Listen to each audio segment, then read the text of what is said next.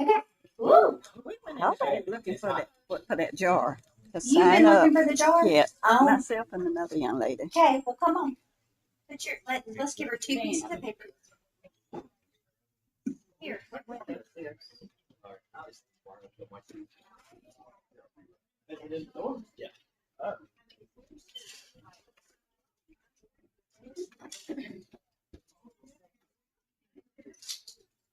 He's coming to bring the paper. Oh, looking for this. Oh, okay. Back there, we went back there. Email just came in. Yeah. Sir. Thank you. Thank you.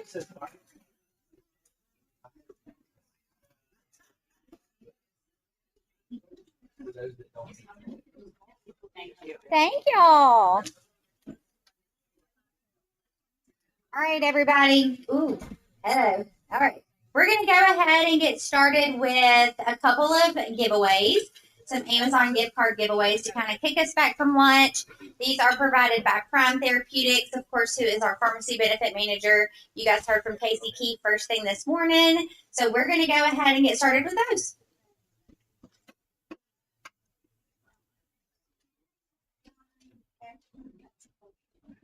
Miss Hendricks, look at you, girl. All right. Now we got one more.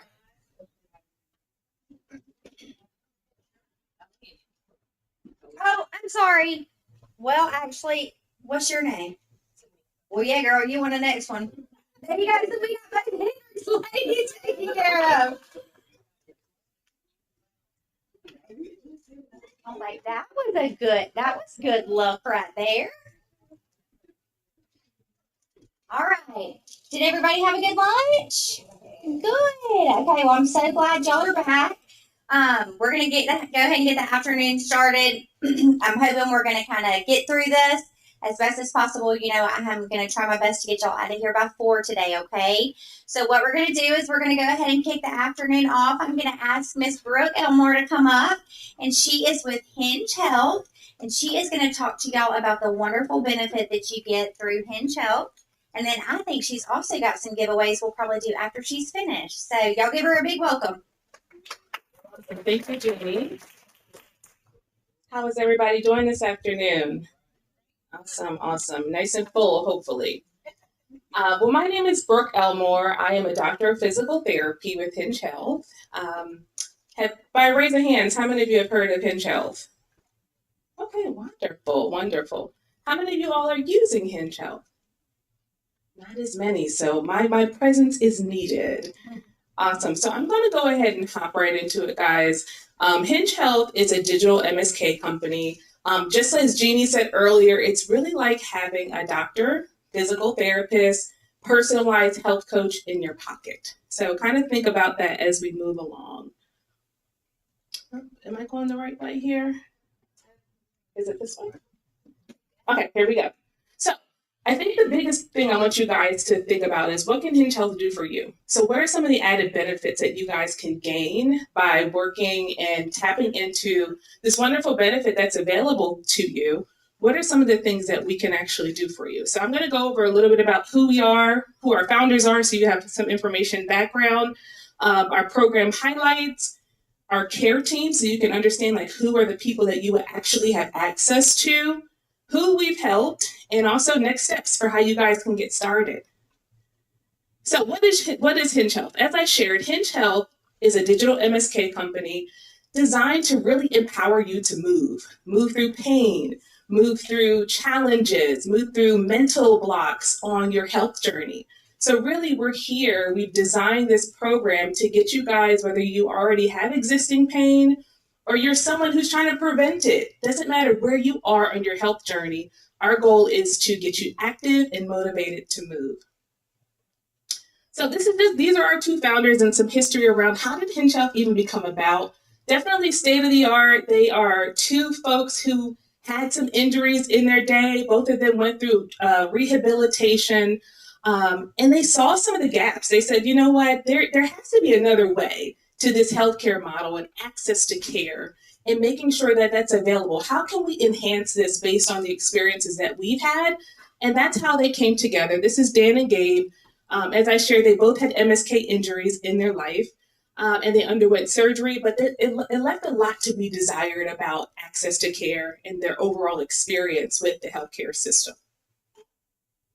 So one of the things that we're doing at Hinge Health is we are transforming the way that pain is treated. So I'm sure if you are someone like me, you've had pain before, whether that's someone you know has pain. I think pain is something that we all can connect to, whether it's yourself or someone that you know.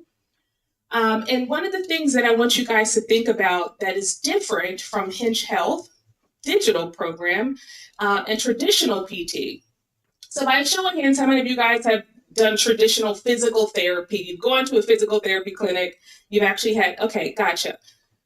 One of the things that we have at Hinge Health is that you are able to work on three body parts at any given time. So typically, if you've gone to in-person physical therapy, you're working on one area.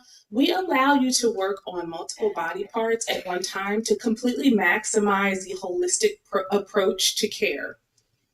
We also have unlimited messaging access. So this is like the PT in your pocket. You have access 24 hours a day to your care team that consists of your physical therapist and your health coach. Your health coach is the one that's going to get you motivated, work on those lifestyle things and goals so that you guys can stay intertwined in your program.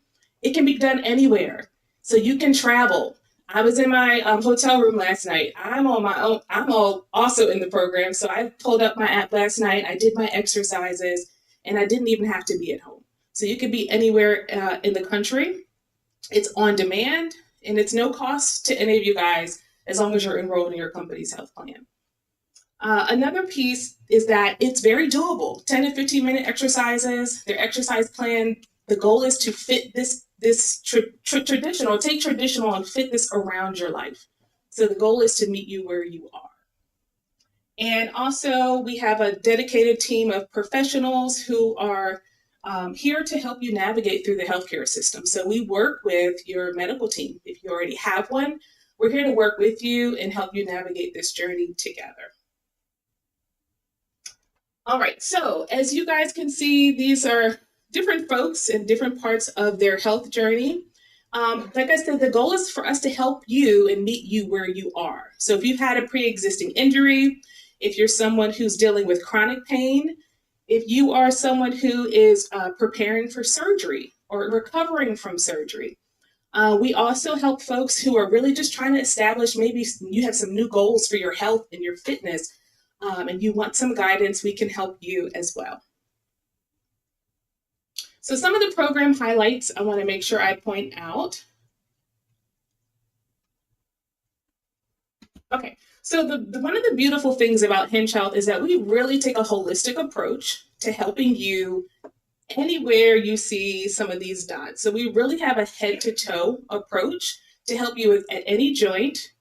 And we also are looking at like the bigger muscle groups that people typically have issues with. We are a company that looks at evidence-based practice and guidelines. So we are looking at the most up-to-date research. And as I share, we care for nearly all of the areas of your body. So exercise therapy, this is our bread and butter here. So exercise therapy is a type of physical activity that's tailored to your unique needs with a goal of reducing pain and improving function. So we can work with you no matter where you are.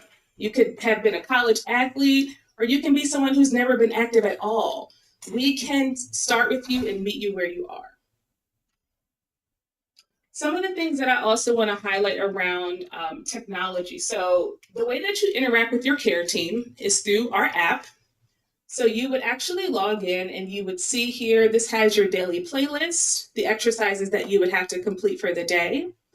We also have personalized guidance. If you choose, we have body sensors that give you feedback on how you're moving. Is your form okay? So we don't necessarily have to be there directly with you, but we can still help you to change and make the proper adjustments so that you get the most out of your exercise plan. And then here's our care team. So the care team consists of your physical therapist, all of our physical therapists are doctors of physical therapy, and your health coach, which all of our health coaches are board certified health coaches. So collectively, they're working with you to help you get to the place that you desire and to meet your ultimate functional, physical, and wellness goals.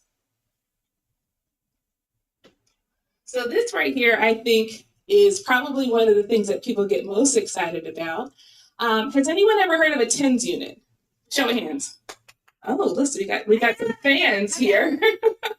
So the thing about the Enso is actually, I would say, 10 times better than a TENS unit because it penetrates deeper than a traditional TENS unit would. So this unit actually works on interfering with neuromuscular, I don't want to get too medical on you guys, but it interferes with pain signals to help kind of fool the brain into thinking that the pain is gone, right? So ultimately it works to help reduce your pain.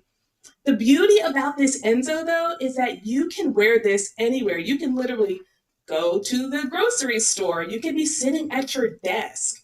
There's no wires attached, so it's a wireless pain-reducing system that you can use, and it's connected wirelessly through your phone. So I think like this is something that it's non-invasive, it works quickly, and it's a really good approach to a more non-addictive approach to pain relief than some of the traditional interventions like medication and things like that you all may be more familiar with. Another sector of our program is the Women's Pelvic Health Program. So we have a number of different programs available through Hinge Health. The Women's Pelvic Health Program is one that helps to support women with pelvic disorders. So I'm going to give you guys a quick statistic. 1 in 4 women suffer with some type of pelvic floor issue. To connect it to something else, that is a higher prevalence than folks with diabetes. So most likely, someone in your family, someone that you know, or even yourself is dealing with some type of pelvic floor issue. The challenge is that there's a stigma for some reason that it's not talked about. We kind of just keep it moving. We bear those children and, we kind of just, we accept all the things that come along with that aging process and just changes to our body as women. Fellas, we also approach pelvic health from a male perspective as well. So there's a component that's not just geared towards women as it relates to the pelvic floor. Everyone has a pelvic floor. So the beauty about this Women Pelvic Health Program is that we are looking at all stages of life, pregnancy, postpartum, and menopause. So there's so much to be gained about exercise. If you ever heard the term osteoporosis or thinking about your bones as you get older, there's so much to be gained from exercising. And the beautiful part about this is that you literally have access to this program and your healthcare team any time of the day. So if you had not tapped into the benefit, even if it was just for this, completely worth it. Definitely if you're a woman over 40. Okay, movement-based menopause care. This is another addition. If you are not directly in the Women's Pelvic Health Program, we still will address your needs because there's a musculoskeletal exercise component directly connected to women's pelvic health needs. So you'll get expert guidance, movement-based system management, lifestyle and behavior change strategies, as well as a plethora of education. So we have access, you guys will have access to a portal of various resources, exercises on demand that you really can tap in, even if you don't want to tap into your care team. You can self-lead and do it on your own. Okay, another quick statistic, simple member onboarding. 43% of all Hinge Health members are women of perimenopause age. So once again, it's another, I would say, pretty alarming statistic. It's a lot more common. And Hinge Health has saw this as something that they wanted to prioritize. Definitely one of our #1 programs that has hit the market, and it is doing very well. Okay, so this kind of just goes over a little bit more about our women's pelvic health team and how we are taking a guided expert approach to that. We're looking at exercise therapy, but in addition to that, we're also looking at behavior changes, education around sleep, nutrition. So it's not just exercise. There's a lot of components that you can gain from tapping into our expert care team members. So I went over your care team. So physical therapists. The physical therapists are the ones who drive your program. So they're the ones who are going to be your first point of contact. They're going to put together a comprehensive program that's tailored to you and your needs. Typically within a couple of days, you would hear from your health coach. They're the ones who are there to like motivate you, keep you accountable. Definitely, it really helps to have the both of them working together. We communicate behind the scenes to figure out the best ways to best serve you. In addition to that, you will have access to both of your care team members via our in-app messaging. This is where you can send your care team messages throughout the day. You can track your pain, and they will respond to you within a 24-hour period. Once again, I just went over our health coaches as well, working alongside our physical therapist.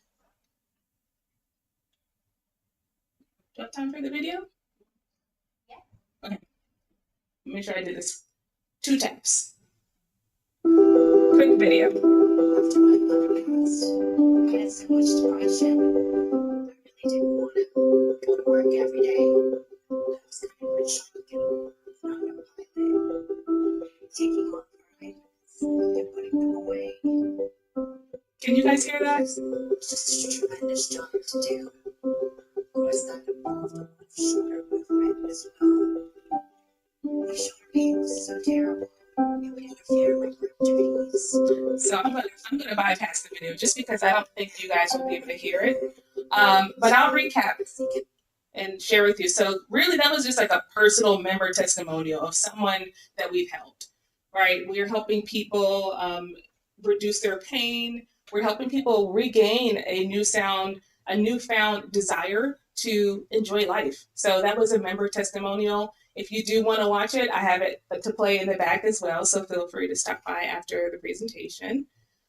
So just a couple other statistics: 58% reduction in feelings of anxiety and depression, 68% reduction in pain. So this is a study after 12 weeks in the program. These are some of the results that people shared that they had utilizing the Hinge Health program. So the next steps, it's very simple. The next steps really are to get signed up. If you are interested in joining the Hinge Health program, we have a QR code. It's very simple. Once you get into the program, you do have the ability for next day visits. You don't have to necessarily tap into your healthcare care team. You don't need to necessarily have a video visit. If you just want to get started with your exercises, as soon as you get enrolled, go through a couple steps and you will have your personalized program to you within minutes. All right. Any questions? Okay. Quick raffle. Oh, I'm sorry? Yes, yes. So I'm going to go ahead and do a quick raffle for our bento boxes. Now look, Brooke, if we can Yes, see you ma'am. in the back, are you going to show us menopause exercises? I can show it to you in the app. I can show it to you We'll in the take app. that. We'll And I take think that. that's even better. Okay, we'll take that. All right, so these are for our 2 bento boxes. I have a little wheel here, spinning the wheel, and winner number 1 is Christy Calton. That's me. Oh, congratulations. Give her a round of applause, everyone. Congrats, Christy.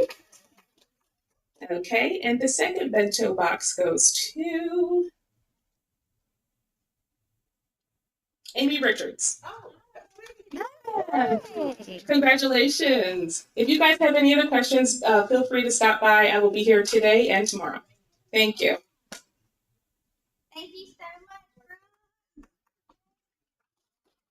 Y'all, if you have not tried Hinge Health, I don't know, but after that presentation, I think I'm doing it tonight. All right, so moving on. So now we're going to talk about Steve health coverage. All right. Okay, so Your seed health coverage options. Of course, you guys are probably pretty familiar with all of these. The state employees health insurance plan, that's the group CHIP, $13,000. It's your basic medical coverage. It is currently the medical is administered as well, or all you guys know about Blue Cross, who is Lynn is in the back. I just want to tell her thank you again for coming today and making sure we had our breakfast goodies. They were delicious. And then the pharmacy benefit is administered by Prime. And so Casey, of course, is the famous one because he gives the best gift cards away. So those are the regular medical coverage, okay? We also have some free plans that are available to our employees that have other group health insurance and don't need the state coverage. So the supplemental plan is administered by Blue Cross. The premium cash option is administered by Optum Financial. The limited purpose HRA is administered by Optum Financial. And then the optional plan, which is administered by Southland. So these are our free options if you don't need state coverage and you have other group health insurance available. Now, as a member, you are eligible to enroll in only one SEEP health coverage plan, okay? So for those members who need the regular medical coverage, that's great. We're so lucky and blessed to have it, but it does mean that they are not eligible for the free plan options. All right, so the state employees health insurance plan. As you can see, guys, from our new, I guess, view of the website, this is what it is going to look like, hopefully next week. So it's going to be so great, clean and clear.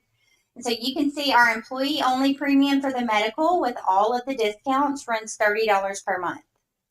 Family without a spouse runs $220 per month. And family with a spouse runs $245 per month. This is for your medical coverage only. It is also the premium that is taken out of your second paycheck, okay? So it does not come out of every paycheck. It is only the second paycheck. That can get a little confusing.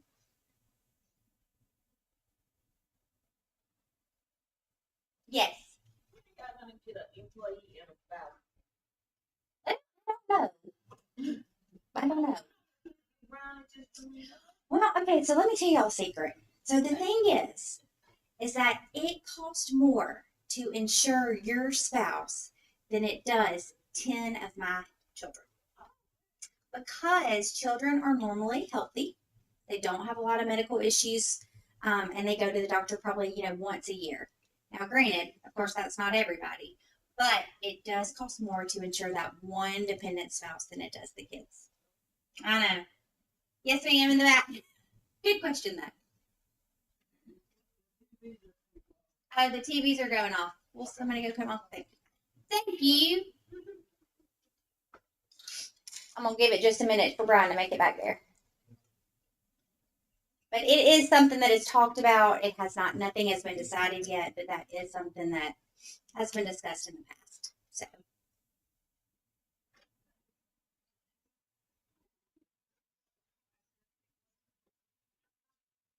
All right, so now we're going to talk about CHIP discounts. These are the state employees health insurance plan, the group 13,000. These are those discounts that you guys are eligible for. Now, the non-tobacco user discount. This form is on our website. It's called an IB05. It is the non-tobacco user discount. Now, in order to complete this form, you must be tobacco-free for 12 consecutive months. It is a $65 discount for you, the member, and a $65 discount for your covered spouse. Okay, so even if you guys have members who have just come on board, but they're trying to quit using tobacco, once they are 12 months consecutive tobacco free, they can fill out this application and go ahead and start getting that discount. Okay. So the tobacco cessation discount. We have a tobacco cessation program. Like we kind of mentioned briefly earlier, it is provided through 1-800-QUIT-NOW. But this is the tobacco cessation application. If you are somebody that is going through trying to quit tobacco, you're using that 1-800-QUIT-NOW, you can go ahead and complete this tobacco cessation discount, and it will go ahead and give you that non-tobacco user discount for 12 months. Okay, so this is something that's available on our website. Of course, you can also apply for this discount by logging into your MySeeb account, which is the one that we talked about earlier that's got the 2-factor. So that's called your MySeeb account. Now, of course, you can reach out to SEIB Wellness Division, our wellness team, for any questions regarding this discount.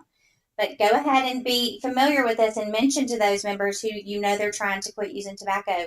They can go ahead and fill this out so they can go ahead and start earning that discount.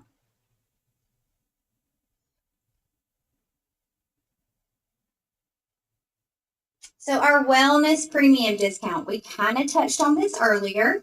Of course, you guys know the wellness premium discount if you get all of your recommended screenings done, okay, by October 31st of the plan year they were identified. Of course, we do have the annual wellness screening and the preventative screenings.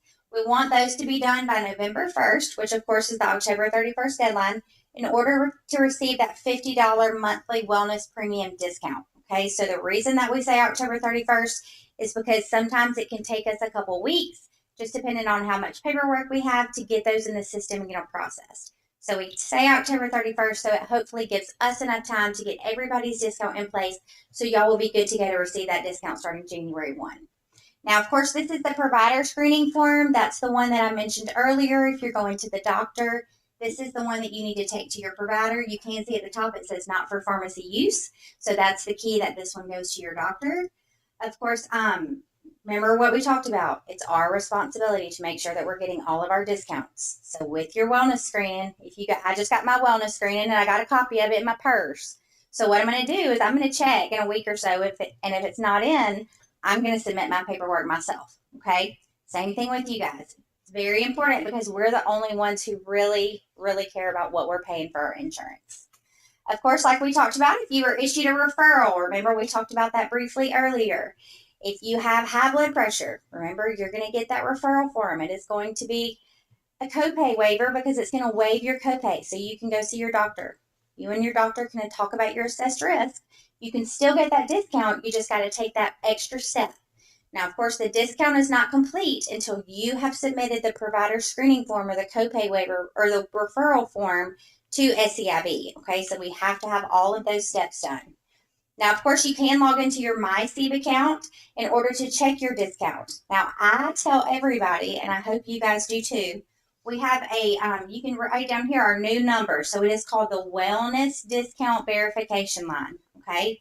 If anybody comes to you and says, hey, I need to check and see if I have my wellness in place, you can give them this number. It's 334-895-6642. That's the new number. I'm going to have to memorize that. And this is an automated line, y'all. It's 24/7. You can call, you can put in your contract number or your social security number, and it will tell you what wellness is needed or if everything's good to go for this year. Yeah, we need to make sure that everybody's 5'9", which is what you said. Oh, y'all listen to what I say, not what I put on the screen. 859. Okay, 334-859-6642. And so it's an automated line. So if anybody has questions about their wellness screening, y'all give out this number. Do it like candy, okay? The thing is they can call it at any time. They can check to make sure their wellness is in place. This will also give your information for your covered spouse, okay? So you're checking the wellness on the contract. I promise this is the easiest way to find out all that information is by giving out this phone number.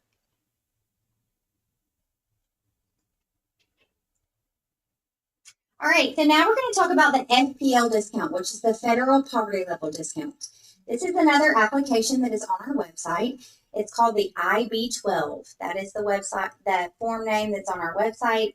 It is just the Federal Poverty Level Discount. It does have some guidelines that go along with it. It is a discount of anywhere between 10 and 50% off of your monthly health insurance premiums based on your household size and your household income. Okay, now this is the application, but guess what?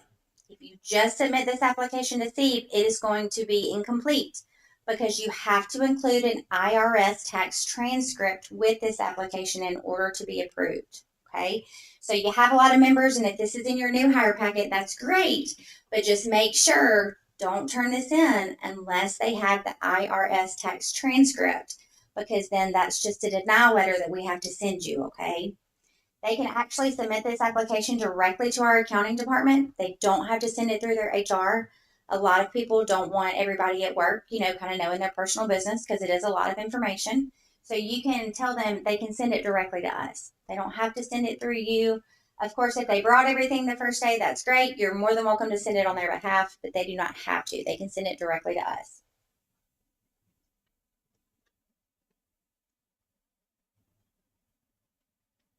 All right. So all discounts, you guys, are prospective and can be earned on the first day of the month following Steve's receipt of the missing information if you missed a deadline. Okay. I know you guys are so good at your job. You make sure everybody completes their paperwork upon their hire. So y'all are rock stars at that, and we really appreciate it. But if somebody does miss a discount, then they can get it the first day of the month following when we receive that missing information. Now, of course, refunds are not given for failure to timely submit information by the deadline. Okay. So refunds are not given. That's why I tell you guys, if it's a wellness screening and they said, hey, so-and-so was supposed to turn it in, it's our responsibility. If you have proof, where we're all human, we all make mistakes. If something doesn't get processed, but you have proof where you sent it, I can go fight for your refund. But if you say, hey, Jeannie was supposed to send that to you and you don't have proof of that where it was sent, I can't help you, okay? So that's very important. Now, all of our discounts, of course, have a 60-day grace period on them. Whoops.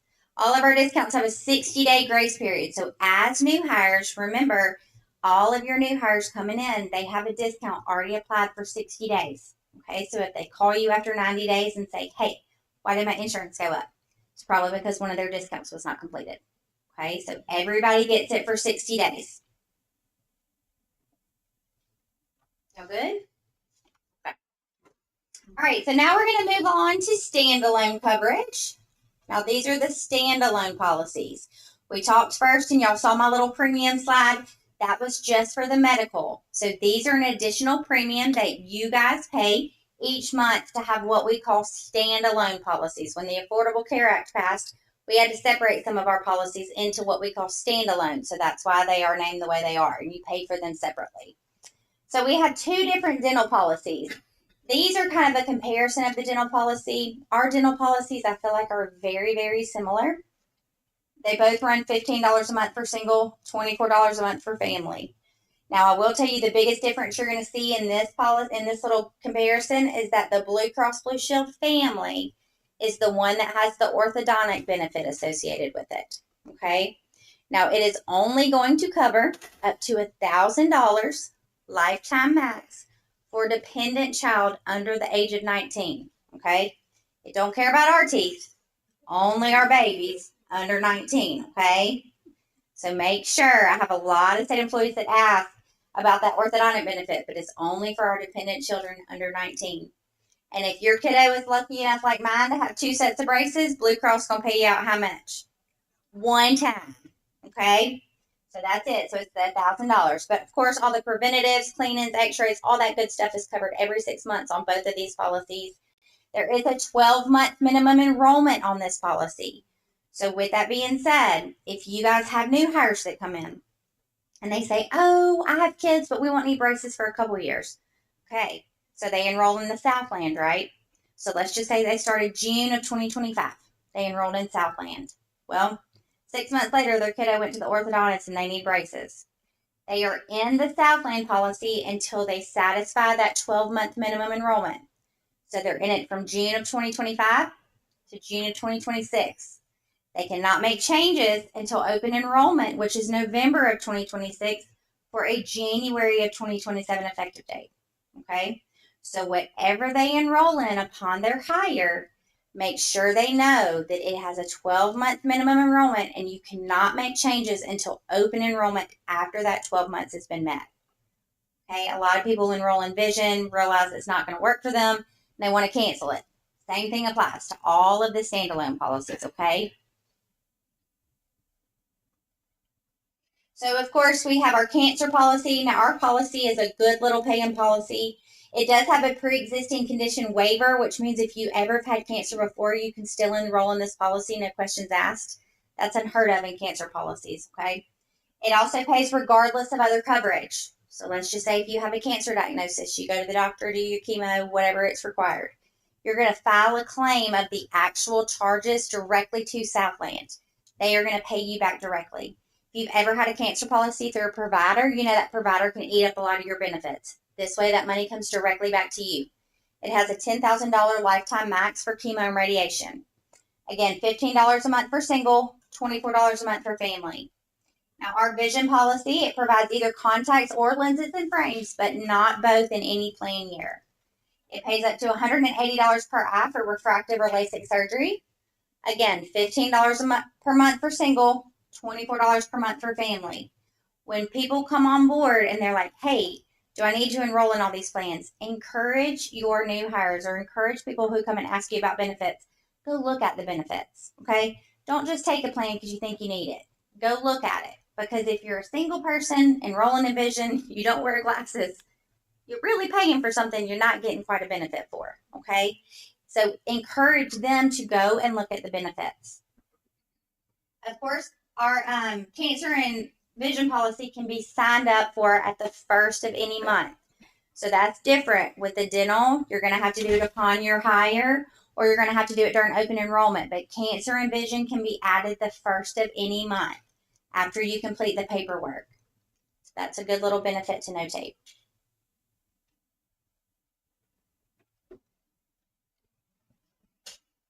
Okay, other standalone policies that we have something called a Selman TRICARE supplement plan. It does just what the title says, y'all. It supplements TRICARE. This is for members who, of course, have TRICARE as their primary insurance, okay? Now, I will tell you this one works best with TRICARE Prime, TRICARE Select, and Retired Reserve. This is 100% member paid. So you're going to be paying anywhere from $60 a month for single coverage to $160 a month for full family, okay? If you have somebody that has TRICARE and they are asking questions about this, please refer them to the advisor, okay? Because the thing is, they got to have a lot of medical expenses or a lot of pharmacy expenses to make this plan worthwhile for them. It's great for those members who need it, but not everybody needs it who has TRICARE. So definitely encourage them to reach out to us as the advisors through SEIB.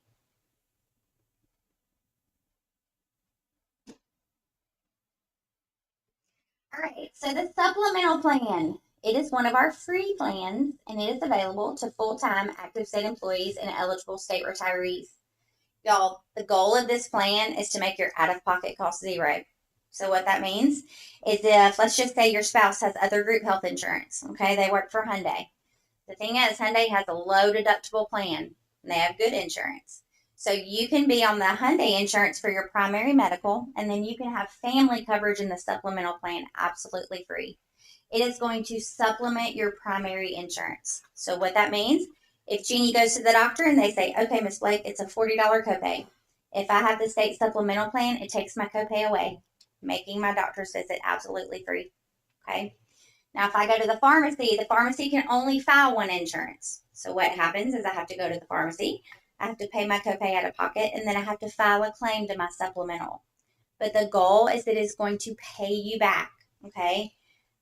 You're saving the state money because you're not on our medical insurance. So we offer you this supplemental plan that is going to put even more money back in your pocket, absolutely free, okay? When members come in and they say, hey, we have other group health insurance, we don't need the state coverage. Ding, ding, ding, okay? You want to be the hero. Be the hero with these free plans, okay? Because you are the ones that tell them about it and can save them money. Now, of course, this one does not coordinate with high deductible plans. So what that means is the primary insurance deductible has to be less than $1,700 a year for individual or less than $3,400 a year for family. So if you have any of those plans that have a $5,000 to $7,000 deductible, this one don't like those, okay?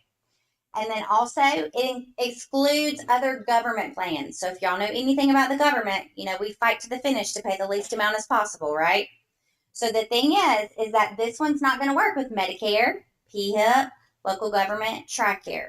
Okay, this one does not like other government plans.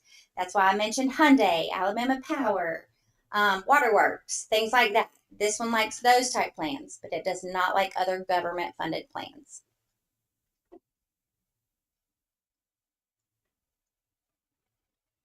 So the premium cash option is another free plan that's available to you guys.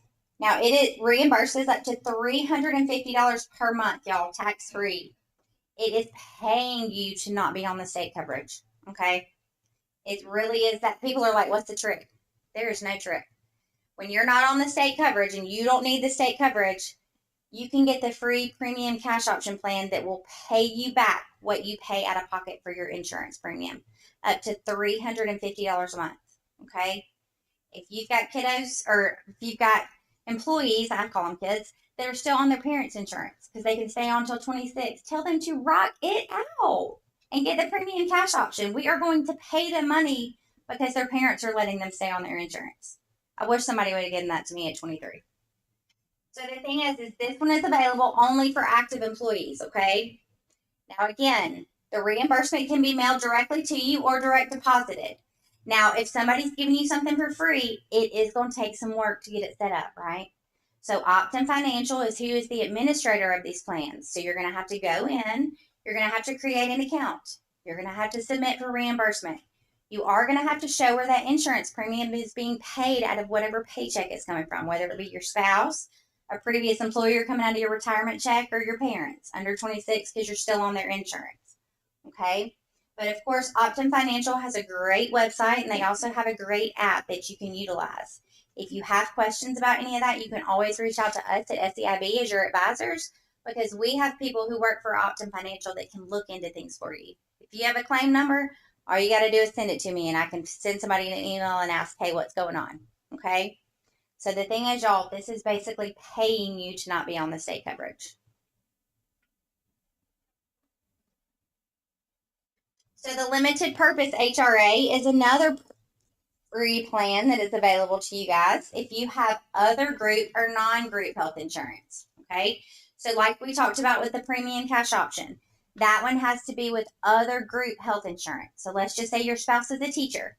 Y'all are on PHIP insurance. Okay. You let your spouse carry the PHIP insurance, you enroll in that premium cash option, and we reimburse you $307 a month, which is what your family premium is for your medical. You are not paying anything for your medical out of pocket. The limited purpose HRA is different because it can work with those with other group and non-group health insurance plans. Okay. So this one reimburses up to $350 per month, again, tax-free, to be used towards dental and vision expenses. Okay. You like bougie glasses? Girl, go get you some bougie glasses. Okay. File you a claim, get your money back from your limited purpose HRA. You spend $1,500 on glasses, which is easy to do these days. The thing is if you have money in your limited purpose HRA, you get that reimbursed back. You got a kid that needs braces, but you don't have any orthodontic coverage. The thing is, y'all, you can use this to pay for braces. You stay enrolled in this plan for a couple years, you get $4,200 a year. You'll have some braces paid off in the first couple of years. Okay. So the thing is that we are giving you $350 to use for reimbursement on dental and vision. That doesn't mean that you cannot also be enrolled in the dental and vision insurance. Okay, so you can be enrolled in the insurance. You can go and get your cleaning. You can have the insurance file for whatever dental work you need, and you can pay for your extra or whatever is due after that by getting reimbursed from your limited purpose HRA. Okay, if you have members that come in and they have Medicaid, or they like if they have some groups through the marketplace and they don't pay anything for them. Let's just say they're young, they haven't been working, so they pay $5 a month for their marketplace insurance and they want to keep that. They can enroll in this absolutely free because they're not using the state coverage. Okay? Everybody good?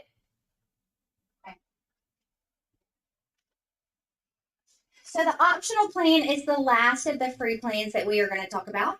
And this is a 4-in-1. So this provides 4 benefits in one. This will give you free dental, free vision, free cancer, and a free hospital indemnity policy. Okay? The dental and vision coordinate with other coverage. So if you're double covered, these will coordinate. The cancer and the hospital indemnity pay regardless of other coverage, like we talked about. Remember, that money goes directly to you. You have that provider, it can eat up a lot of those benefits. There is still the 12-month minimum enrollment period, okay? But this is absolutely free where we pay for the dental, vision, and cancer. If you have other group health insurance and you don't need the state coverage, this is something that's available to you guys for free. I'll also mention this when you have members that come and talk to you and let's just say they started state service late and they're only going to have 10 years of credible coverage with the state. Okay, but they're going to be Medicare eligible when they retire. The thing is that a lot of times members can find a less expensive Medicare policy and take care of this and enroll in this optional plan. Okay. Because for those members who don't have those years of credible coverage with SEIB, insurance can be quite pricey. And so you want to make sure that all of your members, even those who have the Blue Cross and just decided to do that last 10 years here and they're going to separate, we want to make sure that we tell them about their benefits because this is something that is available to them absolutely free if they don't take that state insurance. Okay. So it's your job to make sure that they know all of these are available. And if you don't want to talk about them, that's fine. Just say, hey, call Jeannie. Hey, call Kristen. That's cool. We'll be glad to do that for you. Okay. Y'all wear a lot of hats. We only wear one. Okay. All right. Sleep. I know. Wake up for me. Okay. Anybody have any questions? Yes. Active employee that is on TRICARE, Mhm. they take advantage of the premium cash. So that's a great question. If an active employee is on TRICARE, they cannot take advantage of the premium cash option because we kind of got our hands slapped because TRICARE does not like us reimbursing premiums for TRICARE. But they can enroll in the limited purpose HRA. Okay, and so the thing is, y'all, with those HRAs, what happens is you get that money in your account each month, right? So if you don't use all of that money, let's just say you get $4,200 a year for the next 10 years and you only use half of it. The rest of the money that's in that account is going to go with you into what's called a retiree only HRA. So if I separate through retirement and I have $8,000 in that account, I can use that on reimbursement expenses in retirement. Medicare premiums, insurance premiums, medical, it's kind of like the flex, but it's for retirees. Okay.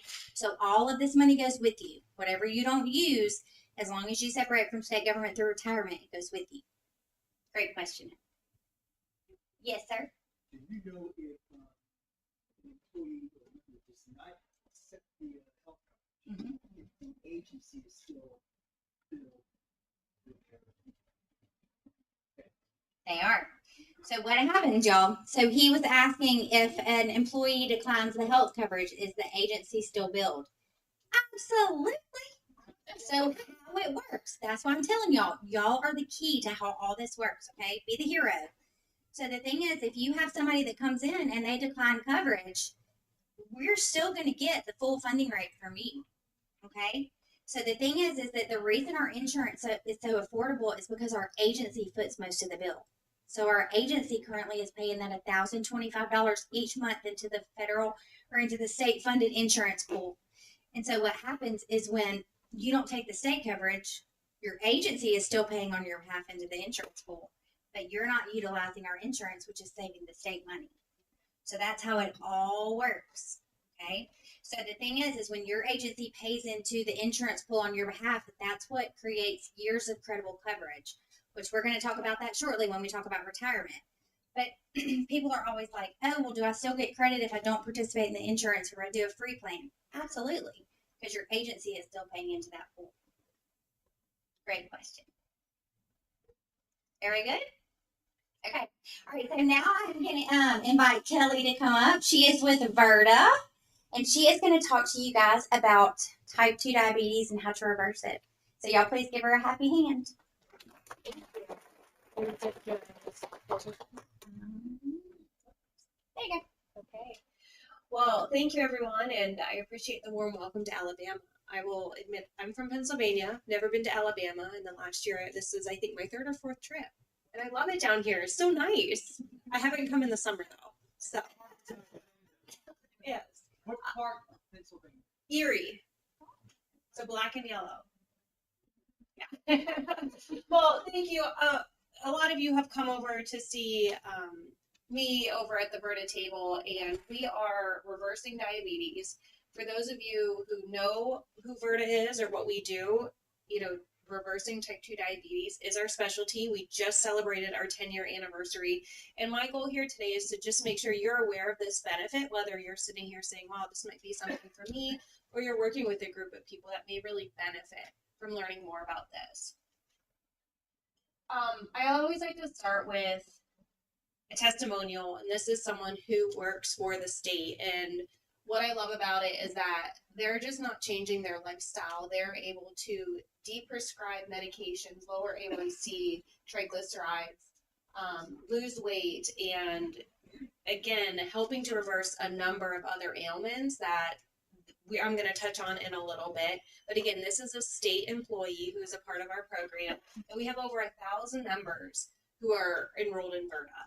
So if you have your computer, your smartphone, you can go to vertahealth.com and check us out. But there is a specific landing page. So if you picked up one of my flyers, use the QR code and you can go to the state's enrollment page. And this is what I want you guys to shout from the mountains. Like Jeannie just said, you are the heroes. And I completely agree with that, because everything you're hearing about today, you know, you'd be amazed at how many people come and say, I learned about this benefit and it changed my life.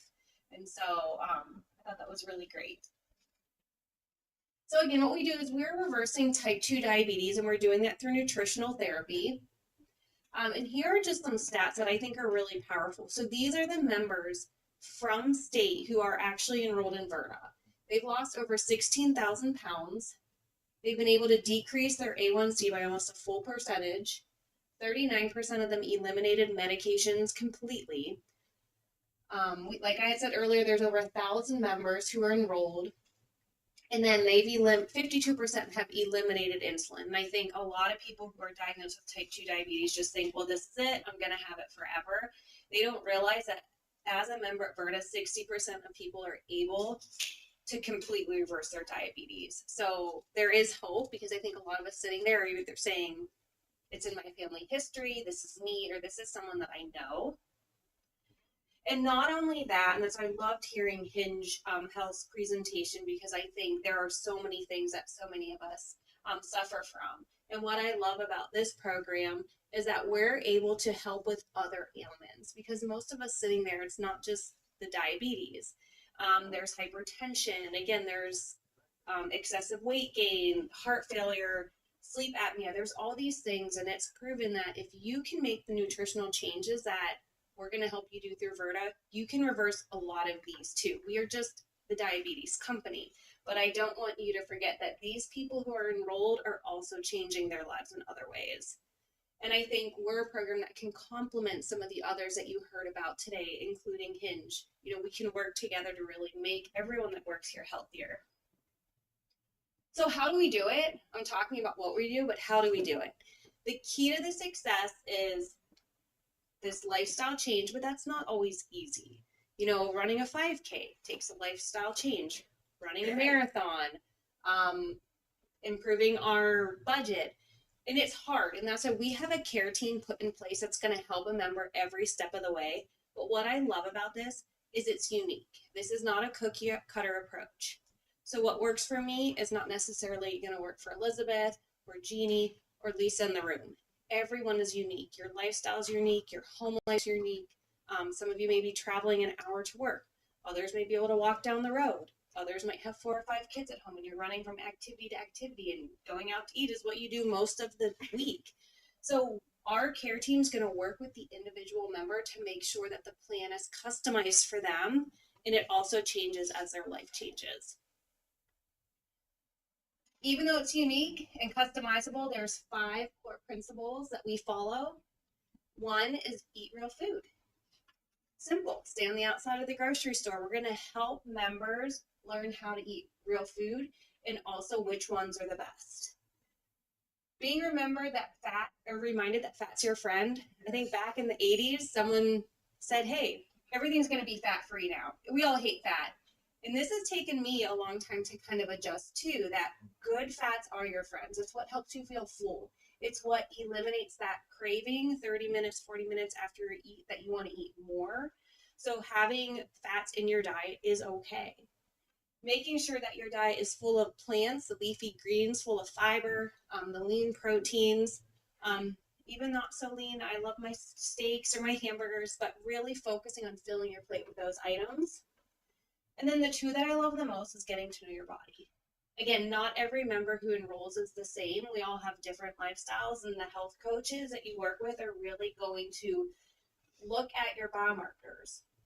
I'll talk about this in a little bit, but everyone who enrolls gets a starter kit that includes a Virta scale, a Bluetooth-enabled glucometer that tracks glucose and ketones. And so this is all free. It comes with a recipe book, but your health care team is going to monitor this and track how you're eating, what you're eating, how your biometrics are, then make adjustments to the nutritional advice they're giving you to meet you where you need to be. And then again, adjust and plan for long-term success. What works for you today might not work for you in 4 weeks or 6 weeks. Maybe you're an empty nester all of a sudden. So going from cooking big meals, now you're cooking for 1 or 2. Life changes, and that's why our care team is here to help support the members as they go through these life changes. And here's our care team. So you have the member, and then they work with their health coach and their Verta provider. They have essential 24/7 access. If they text their health coach at 4 a.m., they might not get a response right away, but we have them partner with AI to get some questions answered. But the Verta member is going to work with the health coach and the Verta provider on a regular basis. So the Verta provider is now being responsible for de-prescription of insulin, GLP-1s, anything that the member might be on as they start to make changes. You'd be amazed that as people make these lifestyle and nutritional changes, they can be off insulin within 2 to 3 weeks. It's an unheard of for some people. But then we work really closely with that member's PCP. So that member PCP doesn't go away. We want to make sure that that member continues the relationship with them. We are staying in contact with them as they are de-prescribing medication and making sure that if there are any changes that need to be articulated to them, that they know what is going on with their patient. And so the enrollment process is simple. I'm actually enrolled. When I started in Verta about a year ago, I said, well, I'm going to enroll because it's offered to me just to learn the program. And then my results came back as pre-diabetic. I don't have diabetes in my family. I don't carry excess weight. I'm an endurance athlete, but but my nutrition could improve. And so I think it's a testament to, making me motivated to say, okay, well, I don't want this to get any worse. What can I do now? So it started with just the marketing and enrollment, and I work with the state groups on. Most of you when I talk to said, oh, I've gotten an email or I've gotten a mailer. You've kind of heard what Verta is. Once someone enrolls, they're going to have an intro with our clinical team, and they're going to review the patient history just to make sure that they're enrolling safely. We know all the medications that they're on and make sure that they are not ineligible due to pregnancy or advanced liver disease or something that may deem them, not appropriate to be in the program. Then there's those medical supplies. They get delivered to your home. It's like Christmas Day. They come in a big, beautiful blue box, and then they're yours to have and to keep and to help guide you through this journey. And then we have an app. Anyone who's sitting here now can download the app and get a little sneak peek at it, but until you would be fully enrolled, you won't get to see everything in it. But it has a guided curriculum that's going to help that member with all the nutritional education they need. So that app, again, it's available 24/7. We're making enhancements all the time because we want to make sure that it's meeting you where you are. So you can learn how Verta works. There's e-learning content. That's some of my favorites, and all very short clips, easy digestible. It's like TikTok, but in Verta. So, you want to learn a little bit more about carbs. It's a 30-second video. It's a minute video. Sometimes you might want to have something that's a little longer, but we try to make it ingestible where you're sitting on your lunch break. You can watch something. You can learn a little bit more about making these changes. And then the health coaches, again, they're the people that help the individuals with their day-to-day needs. Whether they're, I use this table here maybe as an example. They could say, well, listen, I'm at a conference this week. I don't know what food's going to be available. Can you help guide me when it comes to making different nutritional changes? You could take a snapshot of what's on the table, send it to your health coach, or send it to the AI we have, Vive, and they're going to tell you, oh, well, looking at the table, you should choose X or Y. And so, again, these are the things that can help you day to day where it might be easy to make a choice that's not quite as good for us. And that's what's great about this nutritional education. And then the ongoing support and resources are there for the duration of your membership. And then I want to touch a little bit more on the clinical care team, because again, this is a pivotal piece to helping people when they are de-prescribing from insulin or other medications, making sure that they are staying healthy through the process. But the member is going to engage with their Verta PCP on any sort of changes that they're going through. The PCP and the health coach is going to talk closely to make sure that they're monitoring any of those changes. They look at the biomarkers. So again, we're asking members to monitor their glucose and their ketone levels. And again, this is something that both parties as on the care team can have access to. And then this is all going to lead to that provider-led deprescription. So the Virta provider is going to help deprescribe medication safely and then be in contact with the home PCP to make sure everything's done safely and they know what's going on. So when the annual checkup comes through, they can all celebrate their successes together. And I just added a few more testimonials. My favorite is, it's been a life changer. You'd be amazed at how many people say that. Or one that was really powerful to me, we were in Dallas a couple weeks ago with our whole team, and we had a member come up and speak to the whole company. And she said, one of the proudest moments I have was I could finally cross my legs again. Because during the program, she had lost a lot of weight. She had reversed her diabetes. She had changed so much, but it was just something so simple. And to hear that, and they had family members come up.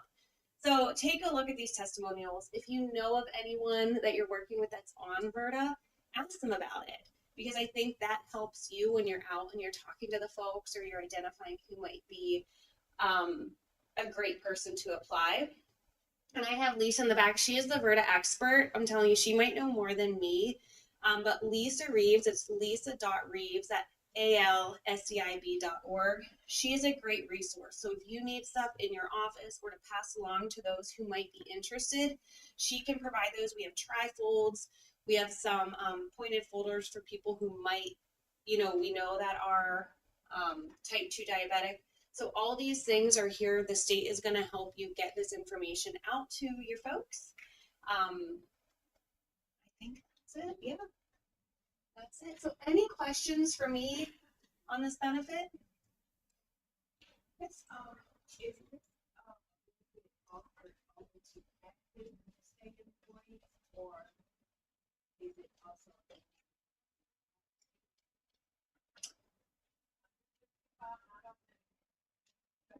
Under 65, not on Medicare, and it is free and available to those who have a type 2 diagnosis, whether it's that active employee or a spouse or dependent on their plan or covered by their plan. so they are in their type 2 and they have Medicare, or no? No, no. How do they act on the Blue Cross policy?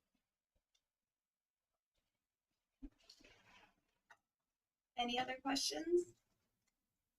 Well, we're in the back. Come feel free to grab some flyers. We have chapstick and pens. I know people love swag, so you can take it when you're doing your next report. You have the Virta pen. You'll be reminded of me and making sure that you get this information out to your folks. So thank you very much. Thank you so much, Kelly.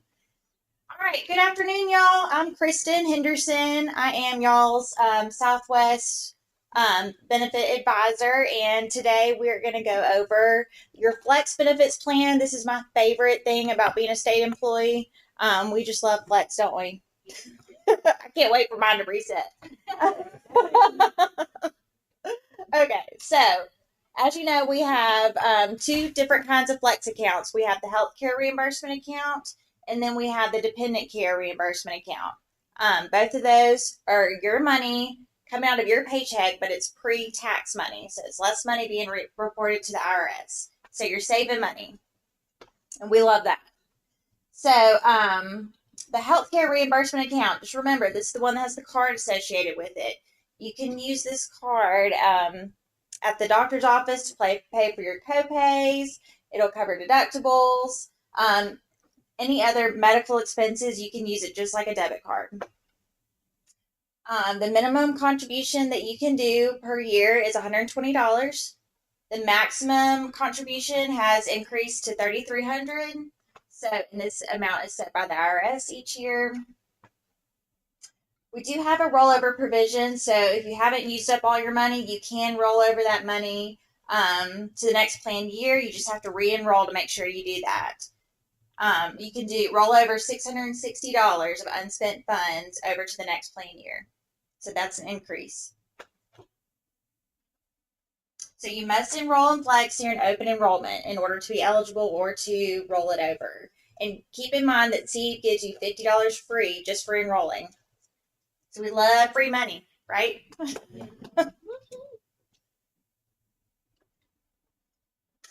And this is an example of how you would save doing Flex. So this is a $43,000 income, and you can see that the healthcare expenses coming out pre-tax, so it saves you about $450 a year.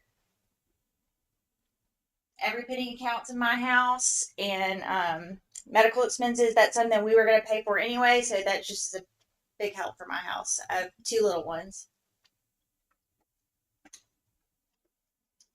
All right, and then the next flex pay or the dependent care reimbursement account.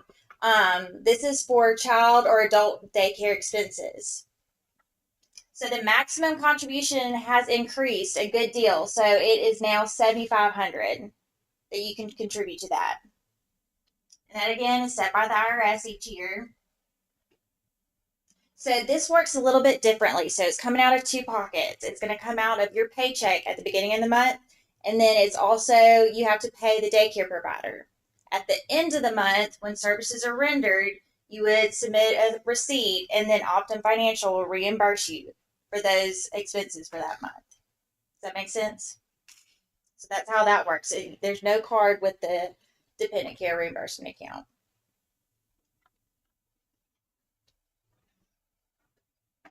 And then again, this is just another example of how this would save you.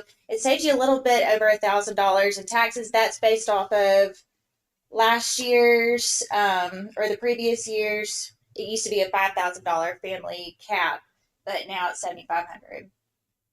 So a little over $1,000 in savings on something that you were going to pay for anyway. That's great.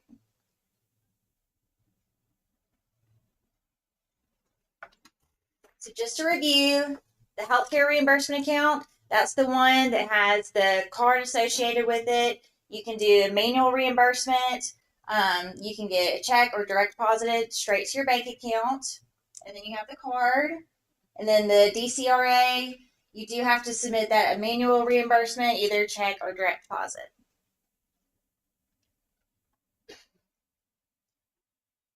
And then this is how you can get reimbursed. You can either go to their app and take a picture, submit your receipt on the app. You can create an account on their website, submit your receipt online, or you can send in a paper claim form. Just make sure to keep your itemized receipts. And of course, you can find more information on our website.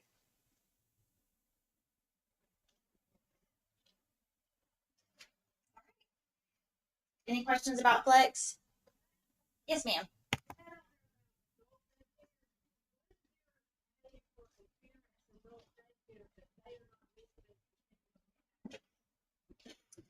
Okay, the question is if you have a parent, they're not listed as a dependent on your taxes, can you still use this account for them? So the safest thing to do, So, in short, yes, but to be extra sure, what I would do if this is something that you're looking at doing, I would reach out to Optum Financial directly and let's ask them some questions. Ask them customer service questions. Hey, what documentation do I need to have? You know, what kind of does it have to be a certain certification of a person that's coming to assist? But elderly care, it is supposed to be a tax break that you can have help when you have to pay for someone to watch, you know, over your aging parents. So I don't necessarily think they have to be a dependent on your taxes, but it would definitely warrant wanting to reach out to Optum Financial and let's ask some more specific questions so we make sure we have all the documentation that we need. Because, you know, with the dependent care, once you enroll, you know, you have to use it or you lose it. Okay, so none of that rolls over. So that's just something that we do want to reach directly out to them. Okay. All right. Thank you, Christina. And so now I just saw him. Oh, here she is. Here he is. Whoop. I thought he had left me. So I'm going to ask Kit to come up. And he is with RSA. I'm sure you all know and love this man just like I do. And so we're going to welcome Kit. Y'all give him a warm welcome. Okay, thank you very much. I appreciate it. Good to be back here again. Thank you very much, SCIB, for inviting me to come speak with you, all of you, about your retirement benefits through the retirement systems of Alabama. This first slide was shocked me because the background's a little different. I don't know what happened to that, but today I'm going to talk to you about your ERS benefits, the Employees Retirement System, which is your pension, your mandatory retirement. And then I'm going to talk to you about our voluntary retirement plan, known as RSA-1, that allows our members to save additionally for retirement. Okay, so two separate plans, but we're going to first start off talking about what we can do right now to maintain or keep on top of our retirement benefits. Of course, our website, rsa-al.gov. We encourage all of our members to go ahead and visit our website, but more importantly, log into their member online services account. That account is where the member is going to find their account information, such as their annual statement. In about a month, we will be uploading your annual statement to your account for your ERS benefit. Okay, so that's going to be uploaded in just about a month, and it will be based off of the most recently completed fiscal year that ended yesterday. So please have your employees go ahead and set up that account. They will need to have their PID number, which we issue them to our members. All of our members have that 8-digit PID number. They may not know it, okay, but they can request that that PID letter be sent to them containing that number, so then they can finalize the login process by creating a user ID and password so they can keep up with their account information. We want to make sure that all of our members are setting up that account and looking at their annual statement each year so they can keep apprised of their salary credit and their service credit. Now, when you log into your account and look at that statement, we always encourage our members to look at who their beneficiary is. It surprises me that we have so many members who have their parents listed as their beneficiaries, but their parents have been deceased for decades. Okay?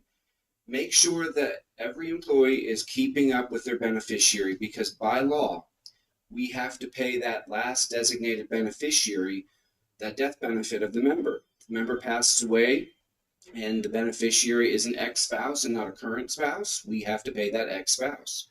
So you want to make sure that members are keeping on top of their beneficiary. And the one way they can be reminded as to who their beneficiary is by looking at that annual statement that we post to the Member Online Services portal.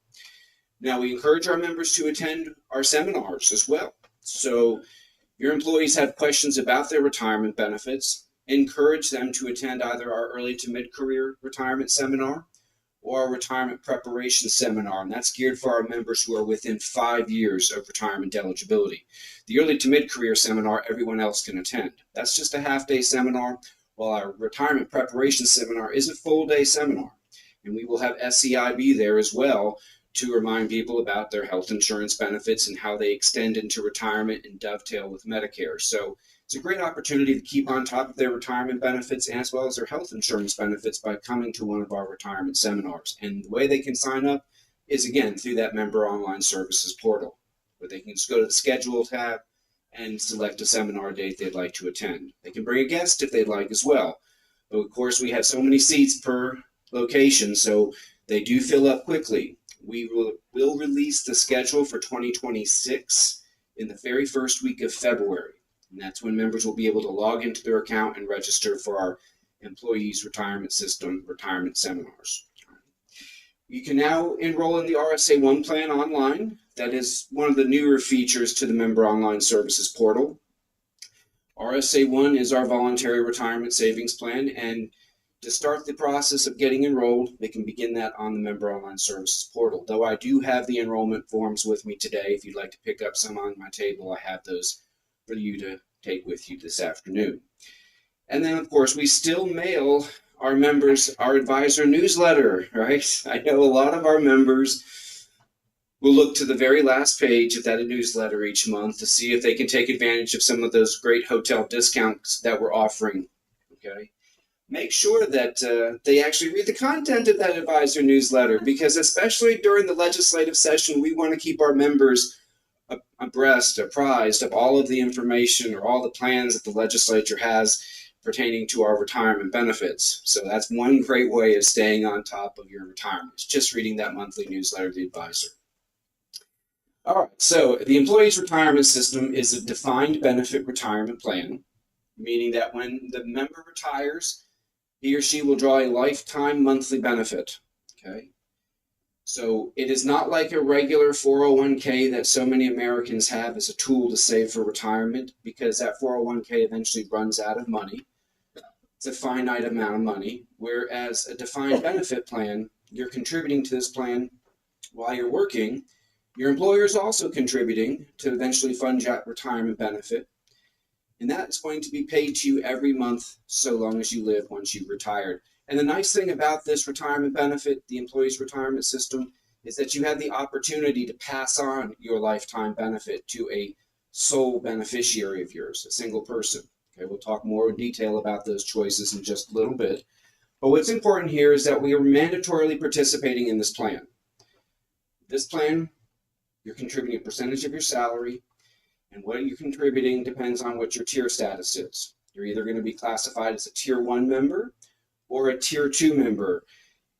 Tier 1 members are, of course, those who started contributing to RSA as a result of working with one of our many member employers before 2013. If you started contributing on or after 2013, then you are considered a Tier 2 member. Okay? But regardless of tier status, we all vest in this plan with 10 years of service credit. And in order to reap the benefit of a defined benefit retirement plan, you must become vested, because once you're vested, you have locked in that lifetime benefit that you can begin drawing later in life. If you never get vested, you're not entitling yourself to a lifetime benefit. And that's what we want our members to remember about this plan. It's so important that you get vested to lock in that lifetime benefit. Once you're retired, you get a lifetime payment. How we determine what that lifetime payment will be is using a formula, and we'll talk about that formula in just a moment. Tier 1 members, for some reason stuff is not coming across the top, and I apologize for that. I'll send an updated presentation for the meeting tomorrow. Tier 1 members those are those who began working or contributing before 2013. Tier 1 members can retire with 25 years of service credit at any age. Okay? That's certainly what led me to working for the state at the age of 22, and now I'm 46. So you can do the math there, folks. As of yesterday, I have 23 years and 9 months of service credit. But who's counting, right? Or we can retire at age 60 with at least 10 years of service credit, okay? Again, 10 years getting you vested. For our Tier 2 members, retirement eligibility sets in at age 62 with at least 10 years of service credit. In fact, that was the initial retirement eligibility for Tier 2. Age 62 with at least 10 years, unless you were a full-time certified firefighter, law enforcement, or correctional officer, or now even emergency management services personnel. They can actually retire at age 56 with 10 years of service credit. But that was retirement eligibility for Tier 2 when it was created back in 2012, and it started in 2013. A couple of years ago, the legislature decided to offer a 30-year retirement at any age for our Tier 2 members. There is a 30-year retirement under Tier 2, but if you are not yet 62 or 56, if you're a full-time certified firefighter, law enforcement, correctional officer, if you're not yet that age and you have your 30 years, you can retire, but your monthly benefit will forever be reduced at the rate of 2% for each year you lack from being that age. So I said to you earlier that I started working for the state at 22, and I hope we get a lot of young people who want to come to work for the state of Alabama at 22 right after they graduated college. But if they're Tier 2, remember, they can retire with 30 years and say that would be age 52, 30 years later. But the benefit will be reduced by 20% because they'd be 10 years away from age 62. So there is a 30-year retirement under Tier 2, but it comes with that ever so slight caveat, right, of a reduction to that benefit if they're not yet age 62 or 56 as an FLC employee. Right. Now, as far as our contribution rates, they remain the same, and they've remained the same for over a decade now. 7.5% is what we contribute as regular Tier 1 ERS members. Our counterparts who are in firefighting, law enforcement, and corrections, they're actually contributing at 8.5% because those type of positions actually earn a bonus year of service credit for each 5 years they work in that full-time certified law enforcement, firefighter, or correctional officer position. So they actually get a bonus year. That's why they're paying 1 percentage point more than us regular Tier 1 members. Tier 2 members are contributing at 6% of their earnable compensation, 7.5% or 7% if they're law enforcement, firefighter, corrections. FLC is what we refer to those as.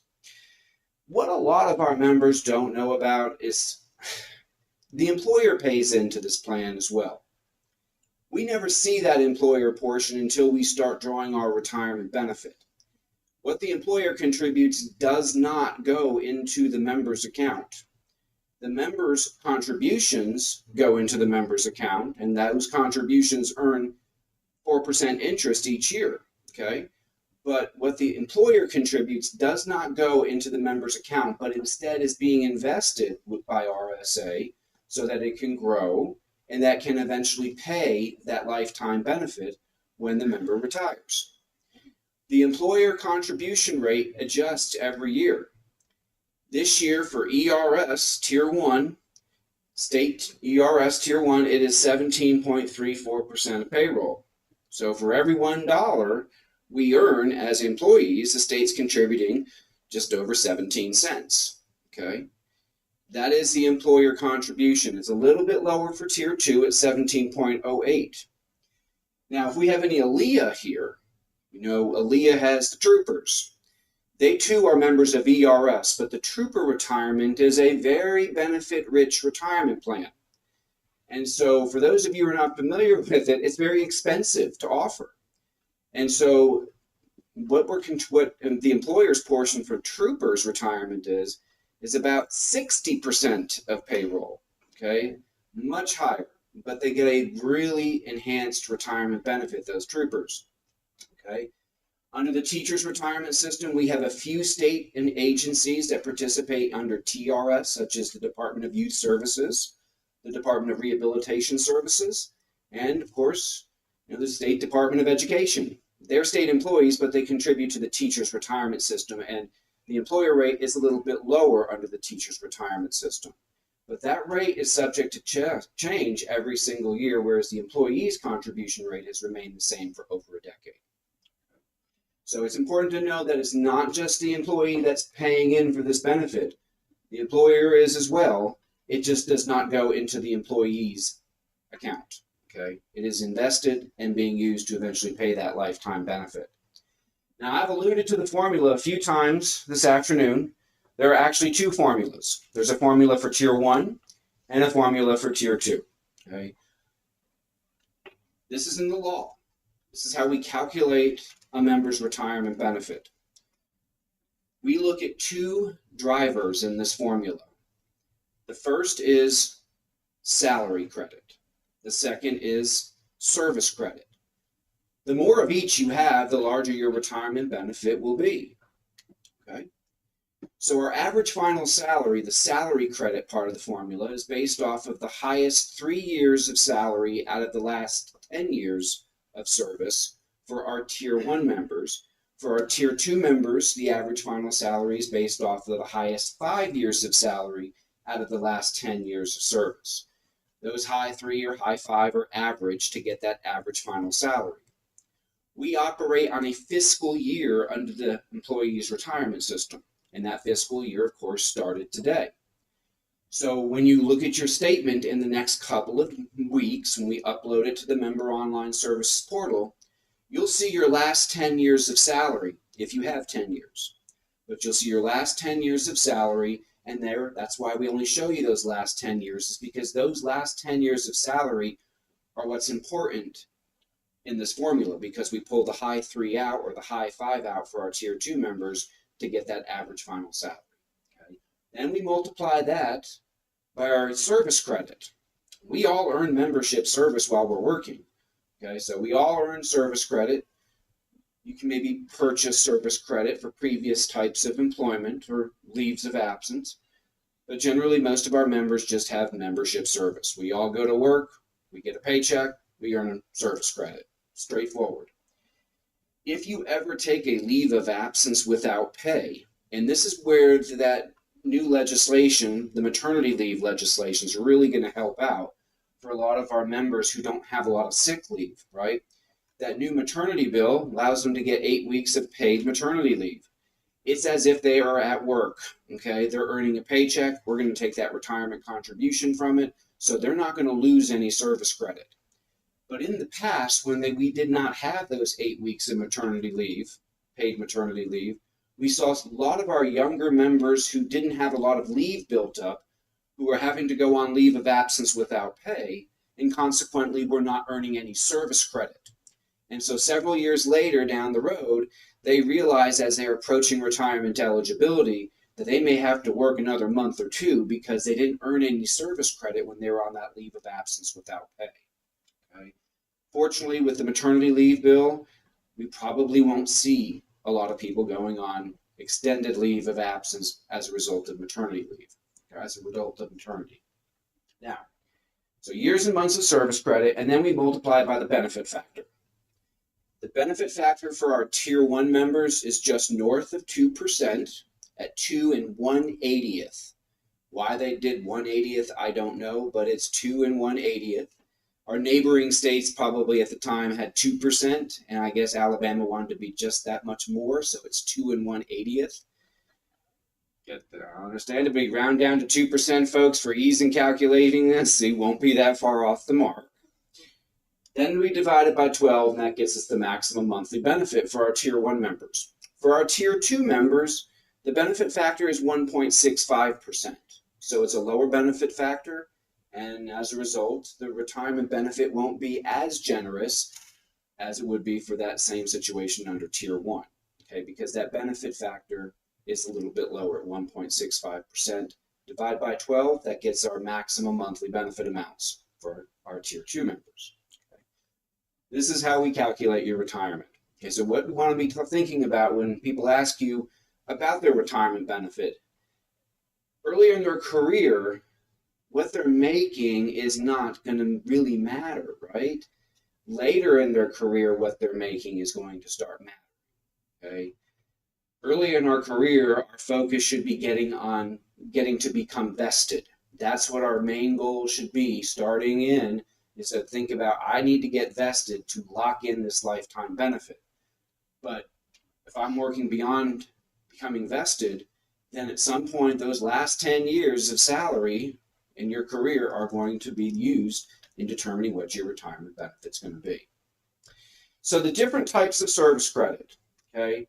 We all earn membership service. That's something that we earn when we go to work and get a paycheck. But there may be some of us eligible to purchase service for previous types of employment or leave of absence. The most common service that we sell in the retirement systems of Alabama is previously withdrawn service. It surprises me to this day how many members of ours have withdrawn accounts. And they come back to work for one of our member employers, and they're starting off at year 0 because they previously withdrew their money, and so they forfeited the service credit when they withdrew their money. Now they're come back to work for the state, they're starting off at year 0. After 2 years of being reemployed, they will be notified in writing that they have a withdrawn account and that they can get a cost letter so they can find out how much it would be to buy that previously withdrawn service back. All withdrawn service must be purchased. If a member has multiple withdrawn accounts, she must purchase all of them. You can't just purchase some of your withdrawn service. And the cost will become greater and greater the longer the member waits to purchase back her withdrawn service. For example, we're going to be charging that member the amount that she withdrew to include any taxes that may have been withheld from that payment, plus 8% interest compounded from the date that she withdrew it until the day she buys it back. So the longer she waits to buy it, the more it will cost. So we want to encourage members who have previously withdrawn service to set aside some money, maybe in the RSA 1 plan that I'll talk to you about a little later, so that they can eventually buy that time back. Because purchasing withdrawn service is typically a very wise investment. I had a friend of mine who did this. She used to work in the late 1990s for one of our TRS units, the Alabama Institute of Deaf and Blind in Talladega. And when she left that back in the 1990s, she withdrew her monies. Lo and behold, she found a job with the state of Alabama about 15 years later, and she wanted to buy that time back because she realized she could have already had 2.5 years under her belt and she'd never withdrawn it. Well, she withdrew it. Now she wanted to buy it back. Well, after she's been reemployed for 2 years, she could do so. So in those first 2 years, she set aside some money into RSA 1 with the intent of eventually using it to buy back her withdrawn service. And she eventually did so. Okay.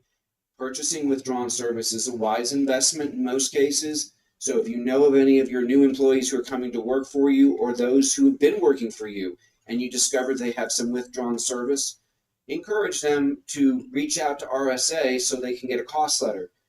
And yes, it can be pretty eye-popping, especially if it's been decades since the member withdrew the account, but they won't know how much it will be unless they actually reach out to us. So a lot of people say, oh, it's so expensive. Well, in the case of my friend, she was working a minimum wage job. And back then, our retirement contributions were only 5% of our salary. So she wasn't contributing all that much when she was working at AIDB. But when she bought it back, she was pleasantly surprised it was not as expensive as she was thinking it was going to be. So just reach out and get that cost letter, but they have to be reemployed for 2 years. Military service, we sell that. We encourage our members, if they had prior military service before coming to work for the state of Alabama, if they're in their very first year of ERS membership, they can purchase up to 4 years of active military service. Okay. After that first year, then the opportunity to purchase their military service has gone away for a while. Once they have become vested with 10 years of membership service, then they can reach out to us again and get a cost letter for that military service if they didn't purchase it initially in their very first year of ERS membership. But that second opportunity is going to be a lot more expensive than the first opportunity. So if you have any of new employees coming in, brand new to the employees retirement system, never worked for one of our member employers before, and they have some prior military service that they're not going to get any retirement benefit from because they didn't serve long enough, well, they can purchase up to 4 years, and the ideal time to do it is in our very first year of ERS membership because that's going to be the cheapest. Okay, we have sold maternity leave without pay. We don't sell, probably won't be selling much of that going forward because of the maternity leave bill that was signed by the governor this year, and out-of-state public service. Okay, that is something we do sell, but it comes at a very high cost because we're taking on that obligation of bringing those years of service from another state into Alabama. And so we have to, that's going to be a cost for us. So we are certainly going to charge the member a reasonable amount to purchase out-of-state public service. Now, in order to purchase out-of-state public service, you must be vested here in Alabama first with 10 years. But most of our members who entertain that, get a cost letter, many of them decide against it because it is very costly to purchase out-of-state public service. Oh, one last thing there. Sick leave conversion. Now, this is a type of service credit, but this service credit's not going to be applied until the member retires. It is only a tier 1 benefit. So if you have tier 2 employees, well, we state employees get the ability to get paid for half of our sick leave when we retire. Tier 1 members get another choice. Instead of getting paid for half, we can convert all of our sick leave into service credit. But sick leave conversion is just for tier 1. Tier 2 can't do it. It allows you to take your unused sick leave and turn it into service credit so that it can get you potentially to retirement earlier.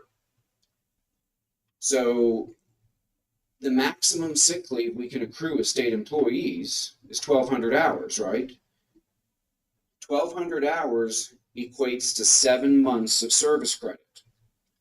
So if you have an employee who has 24 years and 5 months of service credit and 1,200 hours of sick leave, that member could go right ahead and retire, because those 7 months will be added to for the sick leave will be added to that 24 years and 5 months, making the member with 25 years of service credit, making them retirement eligible sooner.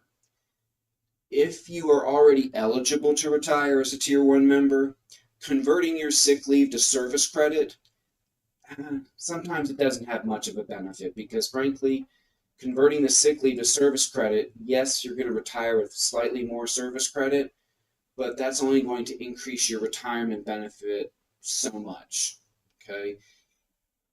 If you got paid for half of your sick leave and chose to defer it into RSA 1, for example, giving it the opportunity to grow even more, that might be a better route. So we don't see a lot of people converting their sick leave with state employees. You know, with education, that's the only choice in the teachers' retirement system for our local boards of education employees. They don't get paid for their sick leave, they can only convert it. So under the state employment, we can get paid for half or convert all of our sick leave. One or the other. If you're Tier 1, if you're Tier 2, you cannot convert your sick leave into service credit. When it's time for applying for retirement, it is going to be a 2-part process. Just to remind everybody, this is something that we take very seriously. Deadlines are, we follow them to a T. We want to make sure that our members understand the importance of getting paperwork turned in by the deadlines, ideally before deadlines, okay? When it's time to apply for retirement, it is a 2-part process. The first part is the application to retire. This is very simple for the member to fill out. It needs to be notarized, and it must be turned in 30 to 90 days before the member's retirement date. There are only 12 retirement dates year-round, the first day of each month. Even if that falls on a holiday like New Year's Day, it's still the first day of each month. You always retire on the first day of each month. So if you turned in your retirement application today, you have to have that in 30 to 90 days before your retirement date. You turned your application in today, you could make a November 1st retirement. But if you turned it in tomorrow, you would have to be delayed until December 1st, because it needs to be turned in 30 to 90 days before your retirement date. Okay. Now, Part 1, of course, includes the SEIB insurance authorization, and it's also going to include the direct deposit authorization. That's something I want to just mention briefly with the direct deposit authorization. It is part of the application process, and a member can, in the future, change where she directly deposits her monthly benefit. But because of a lot of fraud going on with direct deposit, we want to make sure that in retirement, if a member wishes to change where her retirement benefit's being directly deposited, that she please reach out to RSA so that we know she wants to have it done, and we will mail that form to that retiree. We do not just have that form on our website any longer, okay? Because people were downloading it, printing it off, and trying to pretend they were somebody else.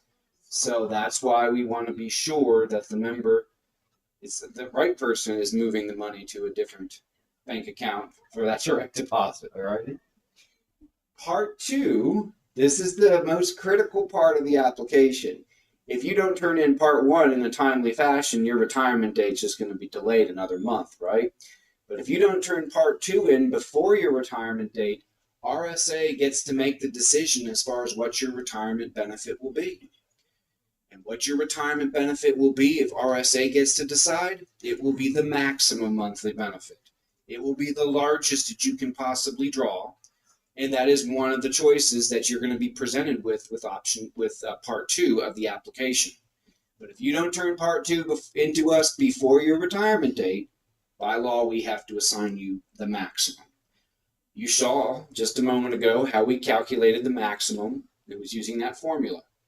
The maximum is the largest monthly benefit you can draw, but when you pass away, all benefits cease, meaning the only thing that your beneficiary is going to receive is a one-time prorated monthly benefit payment. So if your monthly benefit were, say, $2,000 a month under the maximum, and you were either given the maximum because you didn't make a decision or you chose the maximum, and you died, say, on June 15th, well, there's only 30 days in June. If you only made it halfway through the month of June, your beneficiary would just get half of your monthly benefit, $1,000, and that will be it. It doesn't matter if you pass away soon into retirement or decades into retirement. The only thing your beneficiary gets with the maximum is a pro rata monthly payment. Options 1, 2, and 3 are going to be reduced amounts from the maximum. But the choice you make will result in you getting a lifetime monthly benefit. Retiree always gets a lifetime monthly benefit, but the choice you make will determine what's left behind for the beneficiary. Under option 1, 2, and 3, you will see those benefits reduced from the maximum. Option 1 is a slight reduction. Options 2 and 3 can be more noticeable reductions. Ready? Let's take a look at an example here and we'll go over these options. Well, I'm going to go here first. The maximum monthly benefit, I told you, is just a prorata payment. Under option 1, your account balance comes into play. All the money that you contributed to the retirement systems of Alabama as a result of you being a member of RSA, those mandatory retirement contributions, that's your account balance. We're going to draw on your account balance under option 1 to go toward paying you your monthly benefit. Now, most of your monthly benefit is going to be coming from the pension that has been, funded by the state of Alabama, your employer. Most of your money is coming from the pension under option 1, but some of that monthly benefit will originate from your account balance. After about 10 to 12 years in retirement, your account balance will have been paid back to you in full as a result of you getting your monthly retirement benefit and some of it coming from your account balance. If you pass away before your account balance is exhausted, your beneficiary is going to receive whatever was left in your account balance. Whatever was left is what's paid to your beneficiary as a lump sum. If you outlive your account balance, you're still going to get your lifetime monthly benefit, but at the point where your account balance depletes, the pension's going to be paying your entire benefit at that point. But since your account balance is depleted, there's nothing left to leave a beneficiary other than a one-time pro rata payment, as is the case with the maximum. Options 2 and 3, you can only have one person as your beneficiary. With the maximum in option 1, you can have multiple beneficiaries if you like. They probably won't remember you very fondly if you take the maximum and have those multiple beneficiaries split that pro rata check. But you can have multiple beneficiaries with the maximum or option 1, and you can change them at any time. You don't have those liberties with options 2 and 3. Options 2 and 3, you can only have one person listed as your beneficiary. Just one person, not two. Your monthly benefit on options 2 and 3 are going to be based off of your age at retirement, as well as your beneficiary's age when you retire. The younger your beneficiary is, the bigger the reduction you will see from the maximum with options 2 and 3. Option 2 is going to be the biggest reduction because when you pass away, your beneficiary is going to draw the same exact monthly benefit that you drew during your lifetime. He or she will continue to draw that same benefit for the rest of his or her lifetime.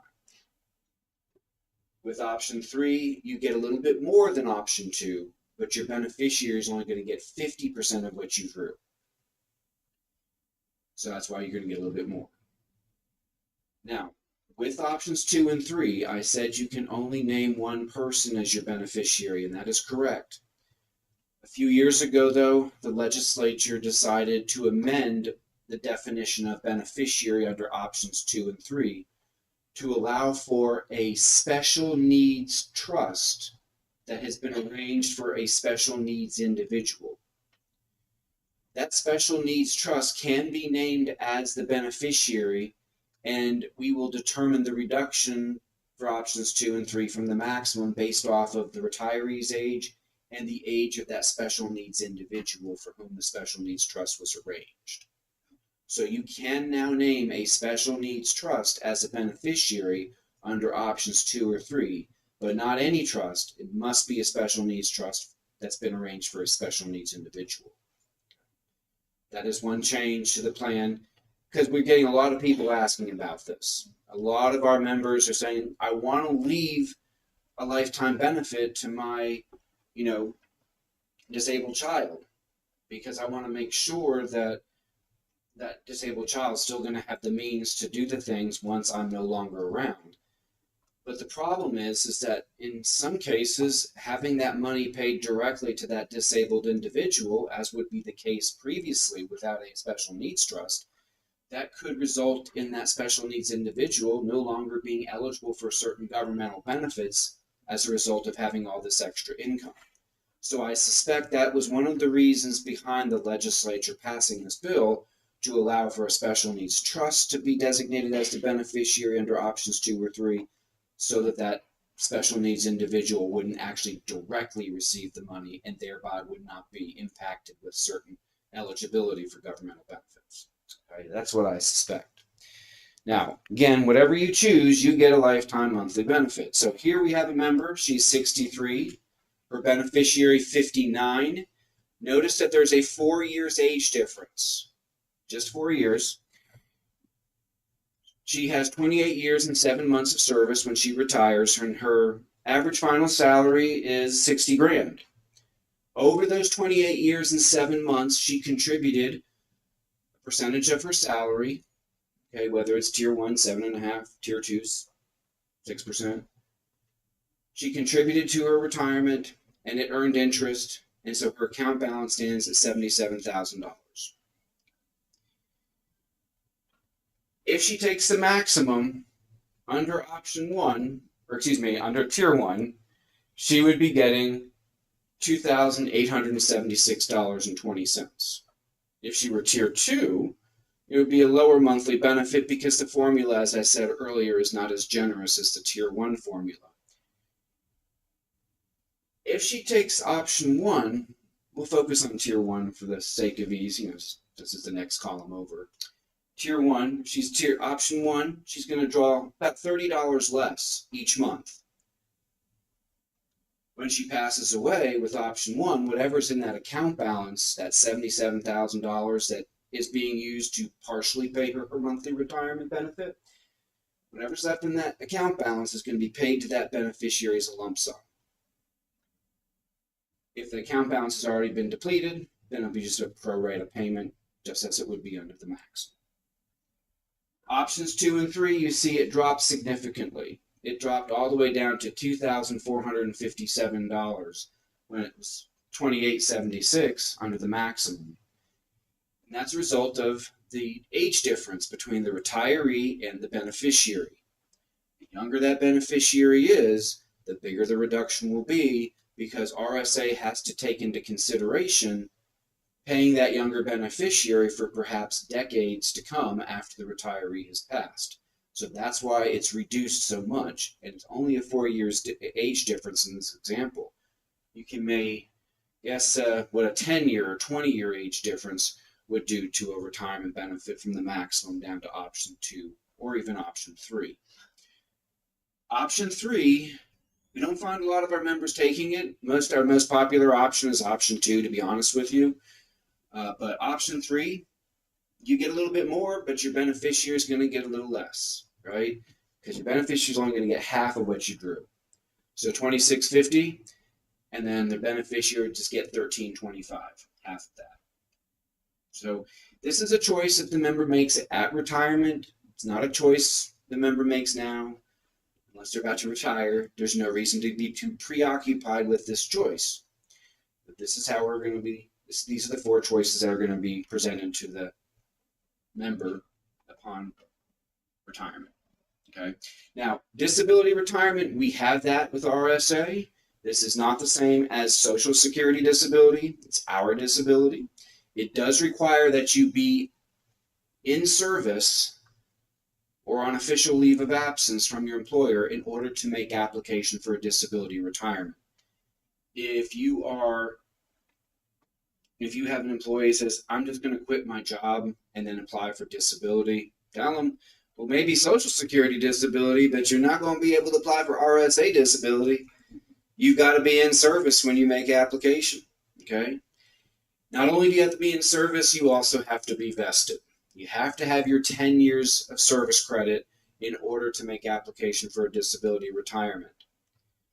So our medical board is going to meet on the first Tuesday of each month to review all the disability applications that were turned in from the previous month. And we'll give an up or down on that disability retirement application. If your physician isn't very clear as to what your disability is, or if your physician's penmanship is illegible, which I've had that happen, then it will be rejected. So it's got to be pretty crystal clear that the disability is keeping the member from further performing his or her job duties, right? It's got to be permanently incapacitated. We're going to calculate a disability retirement the same way we calculate a service retirement. But if a member only has 10 or 12 years of service credit and goes out on disability, her monthly benefit would be far cry from someone who had 25 or 30 years of service credit at retirement and went out on a service retirement. So we're going to calculate it using the same formula. But please, going out on disability is to provide relief to that member because she can no longer perform her job duties as a result of a disability. She's incapacitated from further performing those duties. That's why we have a disability retirement. It is not hitting the jackpot by any means, but it does provide that relief for a member who can no longer perform her job. Okay.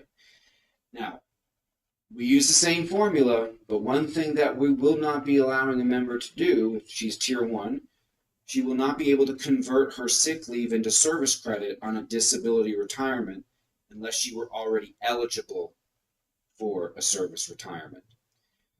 Most people who are eligible for a service retirement will retire under a service retirement. There may be some benefit for a member to retire under a disability retirement, health insurance purposes, because it's my understanding that SEIB, so long as the member shows proof that they've also submitted application for Social Security disability, then if they did not have their 25 years of service, or coverage rather, then they would be treated as though they had 25 years of coverage for the first 24 months, giving them the opportunity to get on to Social Security disability and thereby Medicare, okay? But most of the time, members who are eligible to retire under a service retirement are going to go out under a service retirement, okay, rather than a disability retirement, because it doesn't make much sense to go out on a disability retirement unless you're truly disabled. Okay? Very, very simple. Now, another thing that was added to our plan not too long ago is called PLOP. This is the partial lump sum option plan, and it is kind of a strange name for the benefit that we offer. It's been somewhat of a flop. Not a lot of our members are jumping on this, okay? Some are showing interest in PLOP initially, but when they see what it will do to their monthly benefit, then they have a change of heart. PLOP allows a retiree to receive a partial lump sum of their retirement benefits up front, paid to them on the same day they get their first retirement check. But that PLOP payment, okay, is going to be basically an advance on your retirement. And by getting that advance, you agree to accept a permanently reduced monthly benefit for the rest of your life, just to get up to 24 months of what's been determined to be your maximum monthly benefit paid to you on the same day you get your first retirement check. Now, the plot payment, if it's paid directly to you, it is considered income, and we're going to have 20% federal taxes withheld from that plot payment. So be careful with plot. You have a question? Yes. So are you saying if an employee decides to do the plot, they have to take the next month option? No, that's a good question. I thought that when I first saw plot. But no, it does not mean that the member has to take the maximum. Far from it. What that means is that the maximum monthly benefit for that member is used to determine what that plot payment will be, because it's 1 to 24 months of their maximum, of what's been determined to be their maximum monthly benefit, rounded into increments of $1,000. Okay? So it doesn't mean they have to take the maximum, but the plot payment is based off of their maximum monthly benefit. Good question. You can't do plot under disability either unless you are eligible for a service retirement at the same time. So disability and plot doesn't go together. You can't do plot on disability unless you are already eligible for a service retirement. Here's a look at that example from Tier 1 earlier. The original benefits, you see them on the left, right? Those are the original monthly benefits for our Tier 1 example earlier. If the member chose to get the minimum plot payment, well, we're going to say, we see that the maximum here is $28.76, right? That's the maximum monthly benefit on the left there. If the member wishes to get 1 month of plot, which would be the minimum plot payment, we would take that $28.76, multiply it by 1, and round up to the nearest $1,000 to get them a $3,000 plot payment. But if the member wanted to take option 2 all along, that option 2 benefit would go from $24.57 down to $24.36. Not a big reduction, but all to get that $3,000 plot payment paid to them on the day they get their first retirement check. Now that plot payment's subject to 20% withholding unless you choose to defer it into the RSA 1 plan or roll it over to the RSA 1 plan. The maximum plot is 24 months. So I'm giving the minimum and the maximum here. The max here is 24 months. So we would take $28.76, multiply it by 24, and you'd get slightly more than $69,000, but on the top end of plot, we round down to the nearest $1,000. So it would be a $69,000 plot payment. Again, if the retiree wanted to take option 2, her monthly benefit would drop from $24.57 all the way down to $19.74, all to get that $69,000 up front. I'm not a fan of plop. When I talk to people about what their plans are for plop, I'm not getting a good feeling. A lot of them are wanting to go out and spend that plop money on a brand new car or a bass boat or go on a trip. Well, that's fine. You can spend your money anywhere you want to.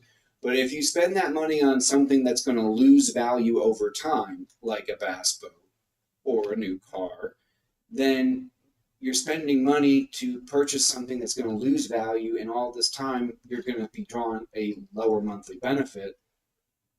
It doesn't make much sense to me. I'm not a big fan of the plot myself. Now, if someone were to use it to pay off some high interest debt, that would be a noble use of the plot, but that's not what I'm hearing from our members, okay? They want to have some fun with that plot money, and I get it, but in the long term, it's not a good idea to take the plot, okay? Because we all have seen in the past 5 years, 6 years, the plot's been around for 6 years, we have seen things go from reasonably priced to very expensive. I mean, grocery prices are 30% more than they were 5 years ago. Everything's gone up, and retirees are going to need this lifetime monthly benefit. That's what's going to make it a lot more financially secure. And by reducing it just to get some money up front, I just don't think it's a good idea. That's my little soapbox there. Yes, ma'am. When it comes to your beneficiary, let's say you have an employee that takes the option for the option to have one. Okay. Let's stated that beneficiary passes before choosing as the employee. What options is that employer to have? Their employee or the employee, are we talking about pre-retirement or after retirement? Okay. So when a member takes options 2 or 3 and her beneficiary predeceases her, or if she divorces their beneficiary, those are going to be the only 2 instances where she will be able to name a replacement beneficiary. You cannot name a replacement beneficiary under option 2 or 3 unless you have divorced that beneficiary or that beneficiary predeceased you. You cannot name but one person as the beneficiary, right? Under options 2 or 3. So be very certain of this beneficiary. Once you're able to change it, they have to be in place 30 days before. I got the $50 for you. Okay, thank you. Absolutely, yes. The question was, under options 2 or 3, I say you have few liberties with your beneficiary, right? You can only change it because of death or divorce. And if you were to change it, you don't have to. You could still draw that same benefit you'd been drawing all this time, and when you die, it's over. But if you want to name a new beneficiary, a replacement beneficiary is what we refer to them as. If you want to name a replacement beneficiary, you can, in those cases of death or divorce, but there's going to be a recalculation to what your benefit is because we have to take into consideration the age of the replacement beneficiary. So your monthly benefit will be recalculated. Seldom does it stay the same. More often it goes down. Okay? And that replacement beneficiary has to be on the books for 2 years before that replacement beneficiary even becomes eligible for that survivor benefit. That's only with the replacement beneficiary. You know, with your original beneficiary, that's not the case, because I had a friend of mine, he got one Social Security check, and he didn't live long enough to get his first retirement check. And he named his sister as his beneficiary. He knew he wasn't going to be living long, so he named his sister as a beneficiary, and she just got that check, and she gets that check to this day. Okay, so the limitation, that 2-year waiting period, is only for a replacement beneficiary.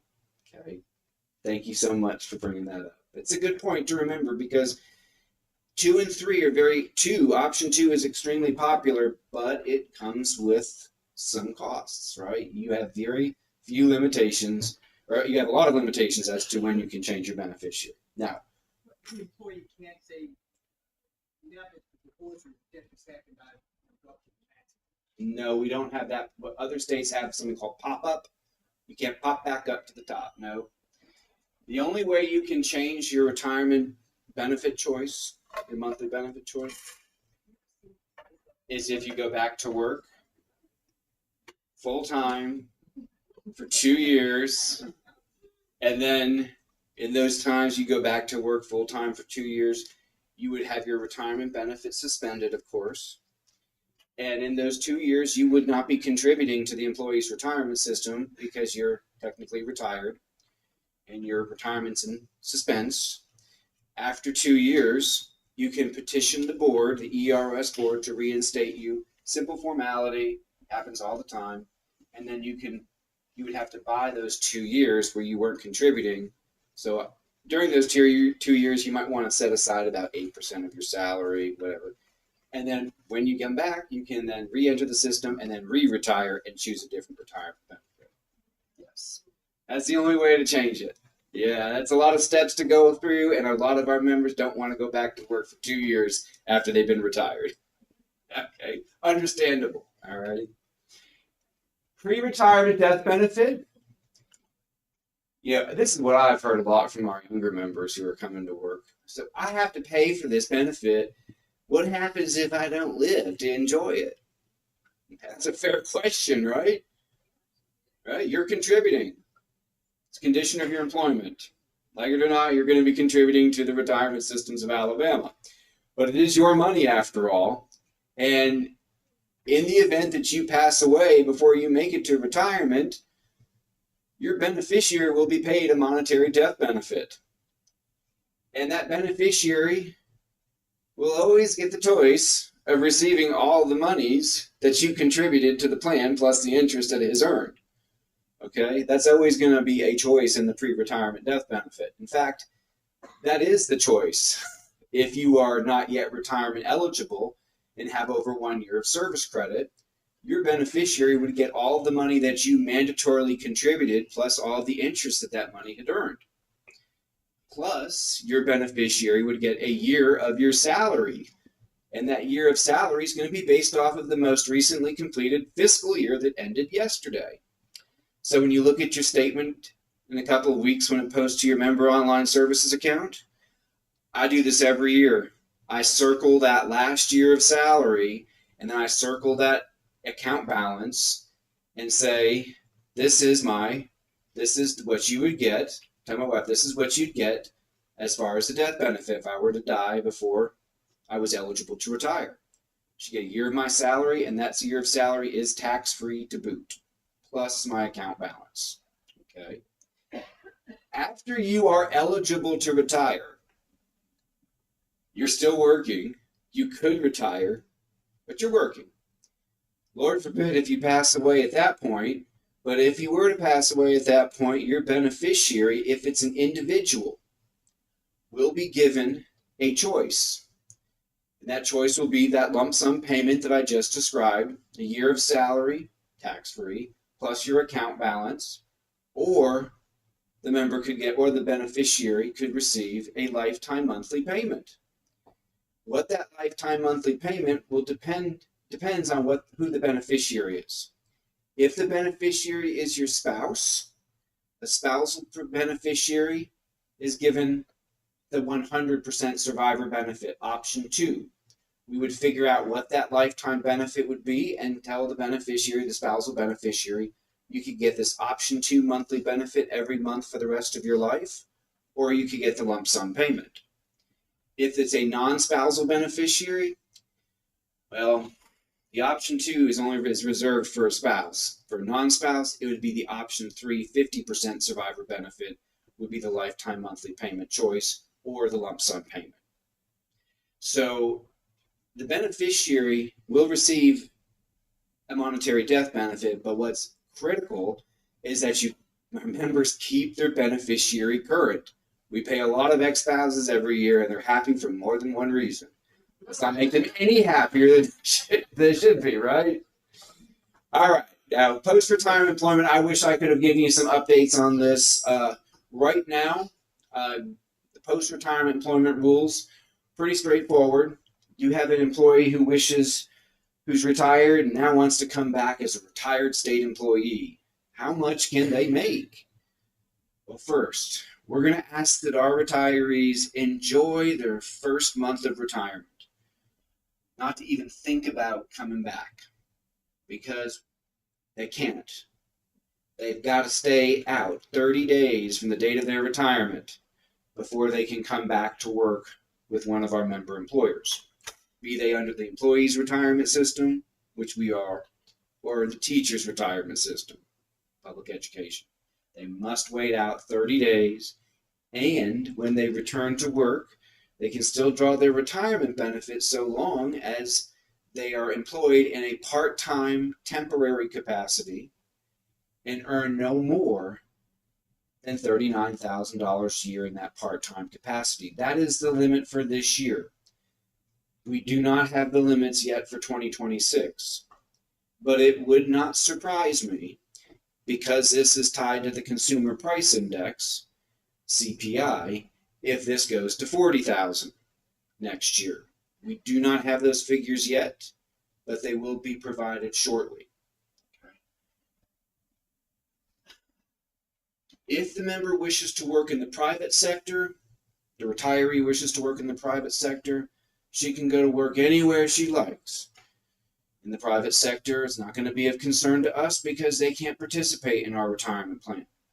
But if she returns to work with one of our member employers, of which there are many, because people don't realize under ERS, we think state employees, right?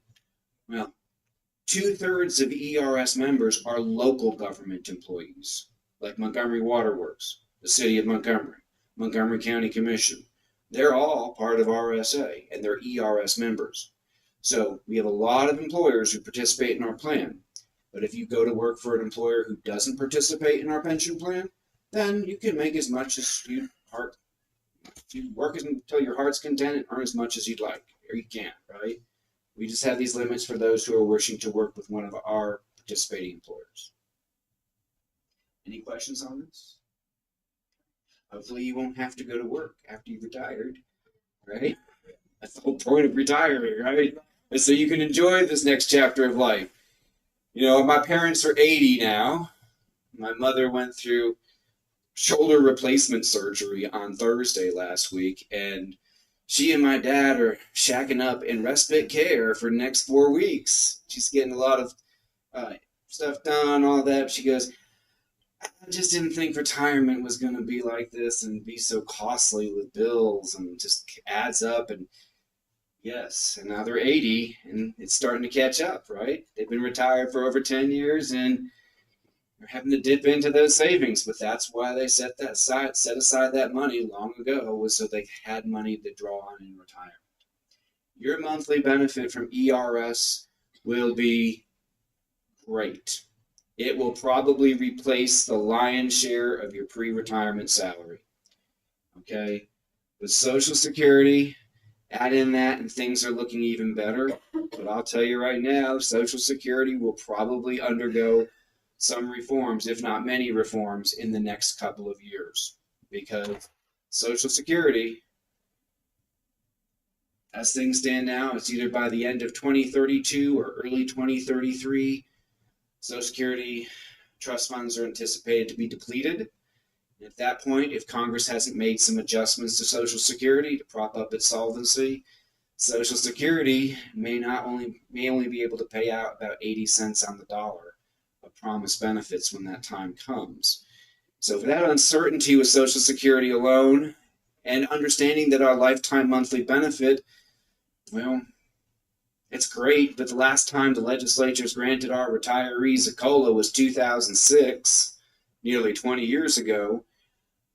It's important that we save more on our own now so that when we retire, we have the money to pay for these expenses that we don't even think about right now. You know, medical expenses start adding up as we age, and it's important that we have enough money to make ends meet.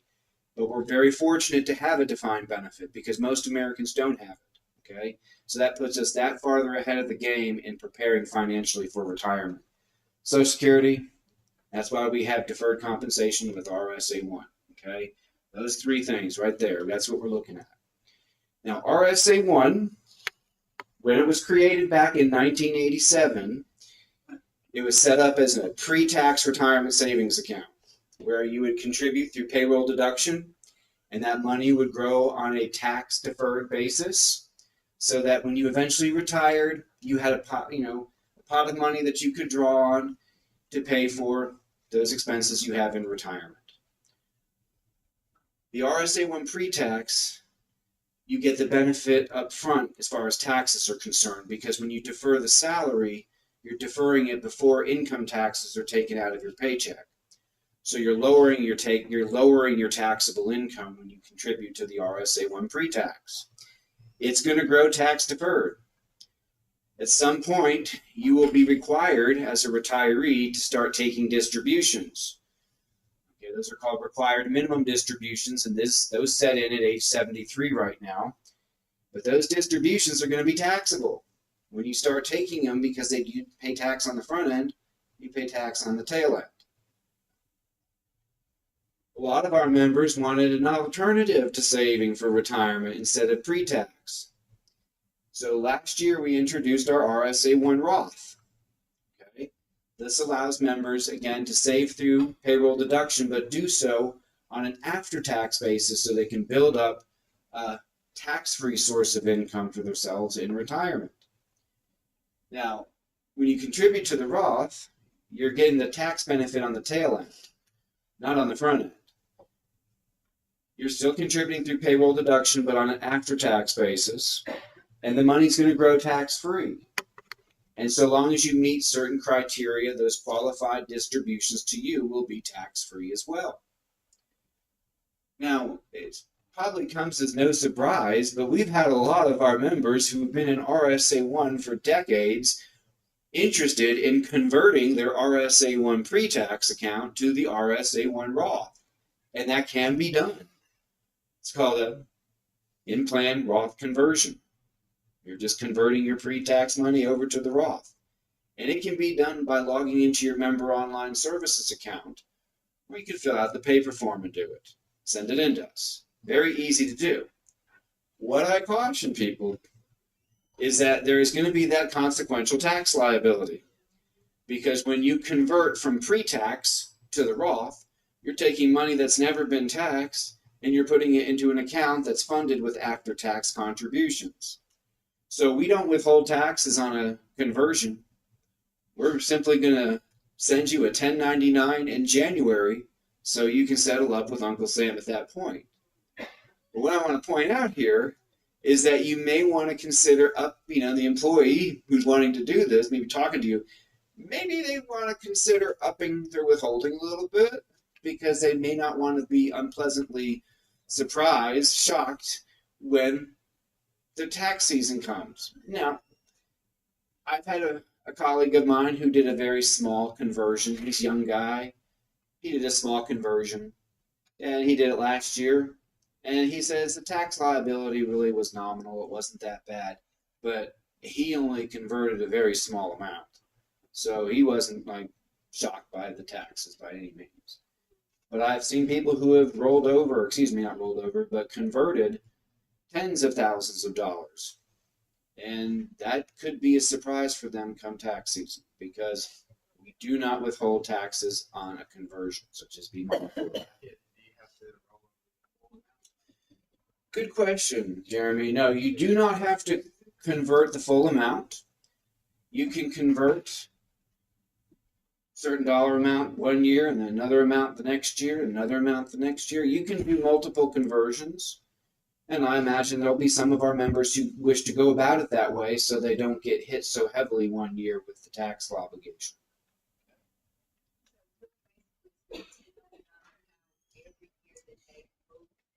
Yeah, every year they convert.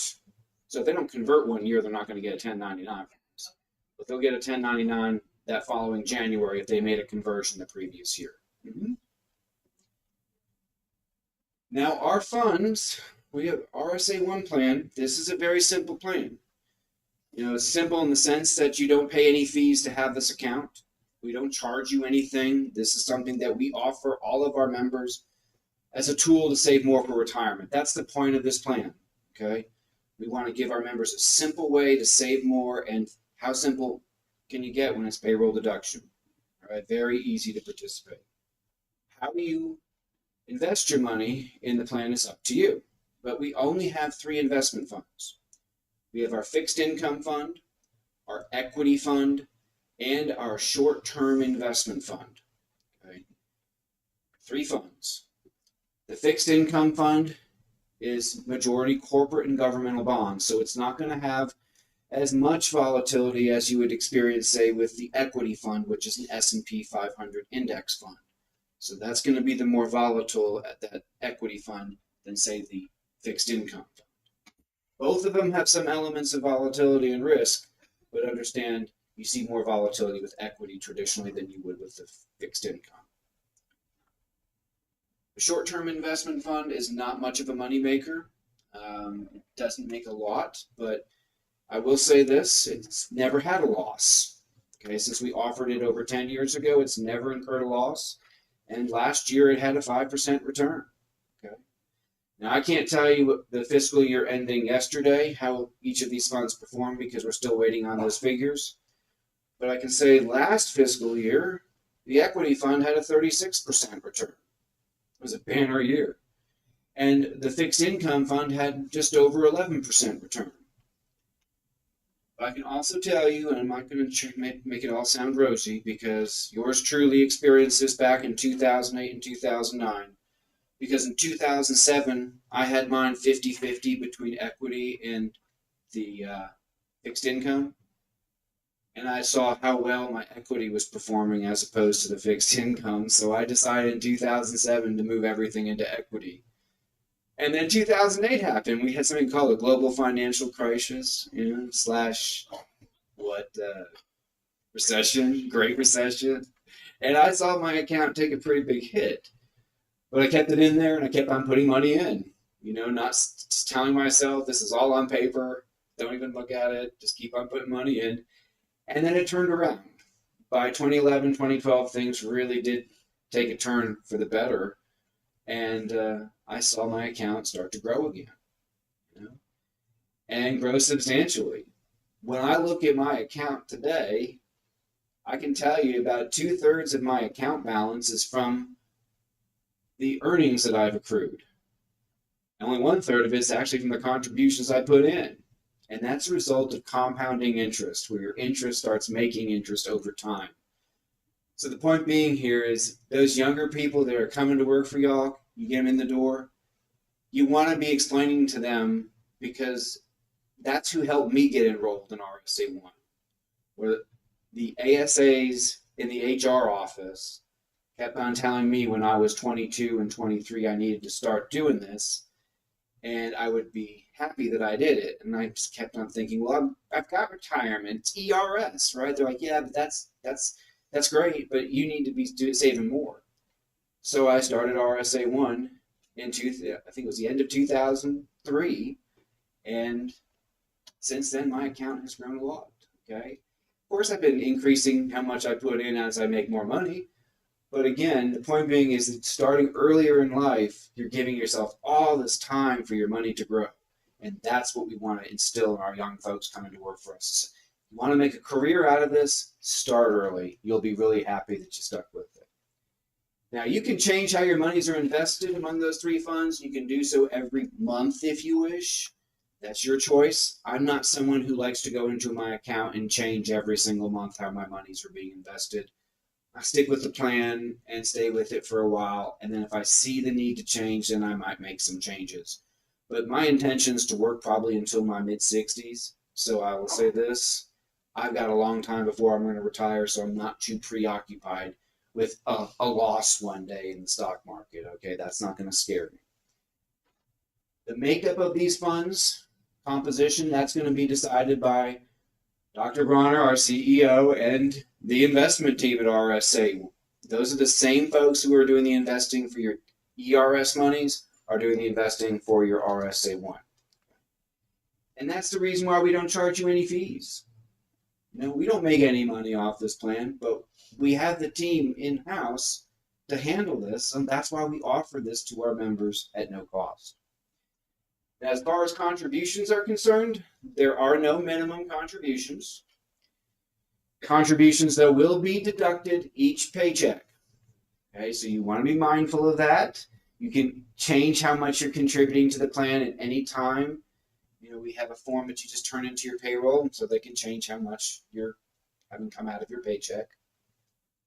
You can do a combination of pre-tax or after-tax contributions, okay, Roth contributions, up to the limits you see on the screen.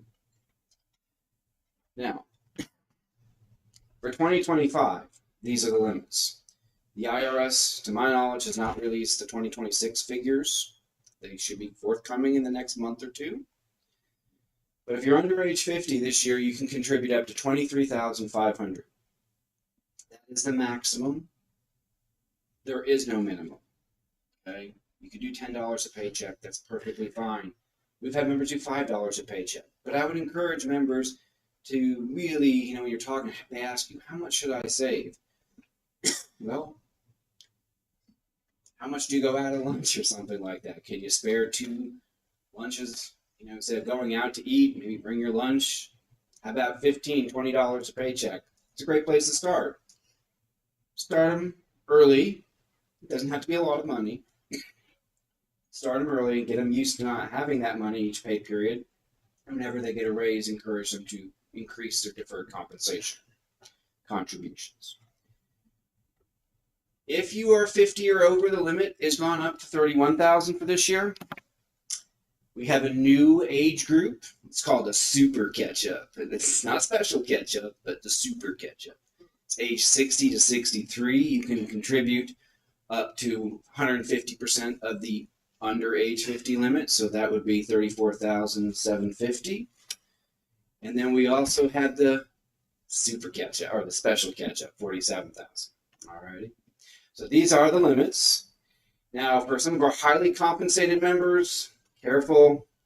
You get highly compensated if you make over $145,000 a year.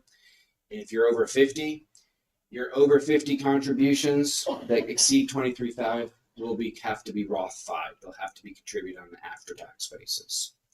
We do accept transfers into RSA 1 from other 457B plans. Okay. We also accept federal thrift saving plans as well. So you can transfer those into RSA 1, but you would always want to consult with your current 457B plan to learn of any potential restrictions they may have. But just know that you can transfer money into RSA 1. Also, payout for unused leave. You want to remember that it's an option to defer that payout for unused leave when you retire. It could be a sizable amount of money. 480 hours plus half of that 1,200, that's 1,080 hours. That'd be a lot of money. We see some of our members take advantage of that special catch-up provision in their very last year, so they can defer even more of that payout into their RSA 1 account. Once you have separated employment, the monies in your RSA 1 account are yours for the taking. You've separated employment. That allows you to get access to your monies in your RSA 1 account. The Roth, you've separated employment, but you will have to meet a few extra criteria in order for you to receive completely tax-free distributions. You must be age 59 and a half, and 5 years have had to have passed since your first contribution to the Roth. Once you meet those two criteria and you've separated employment, then distributions from the RSA 1 Roth account of yours are tax-free. If you're still working here at 70 and a half, you can take distributions in spite of still being employed, or you can, if you experience an unforeseeable emergency, you could take a distribution to help rectify that unforeseeable emergency. But generally, folks, that should be a very last option. You should try to exhaust all other avenues before you turn to your retirement savings to address any kind of emergency. Now, with the RSA 1 pre-tax, unconventional use of it is to purchase service credit. I told you about my friend earlier. She used her RSA 1 pre-tax account to build up enough money to eventually buy back her withdrawn service. I would encourage members who have withdrawn service or other service they're eligible to purchase and they want to purchase, consider saving with the RSA 1 pre-tax. It makes it very easy for them to build up that nest egg. Now, if you want to, anytime you want to enroll in RSA 1, it can be done online. I have the paper forms with me here, but these 3 things must be completed. You see them up on the screen. I'm not going to go into too much detail here. We need to see beneficiaries for your account. That form does need to be notarized, and the authorization to defer form will be turned into your payroll officer. Once you are enrolled, very easy to keep track of your account. Okay, go on to the Member Online Services portal, check out the rates of return. You can change how your monies are invested there through the portal. No more paper form on that end. You can do it all online. Very simple. All right. So I'm going to leave it with you here. Leave you here with this. It's just I have the handbooks in the back, but you can certainly take your mobile device and change it to the camera mode and scan over these QR codes to download the latest member handbooks to your device. I appreciate y'all. Thank you very much. All right. Y'all, Kit's one of my faves. I learned everything I know from him. All right. So we are going to take a break. I'm sure y'all need to potty. What we're going to do is Miss Michelle in the back with ASEA is going to put a little slip at your table where you're sitting at your seat for a door prize little raffle. So when y'all get back from your break, please fill it out and hand it back to her so y'all can be eligible to win one of our door prizes. So we will start back. I don't know. Y'all know whatever time your agenda says. Y'all just come on back. We're going to get started now. Get out of here, okay?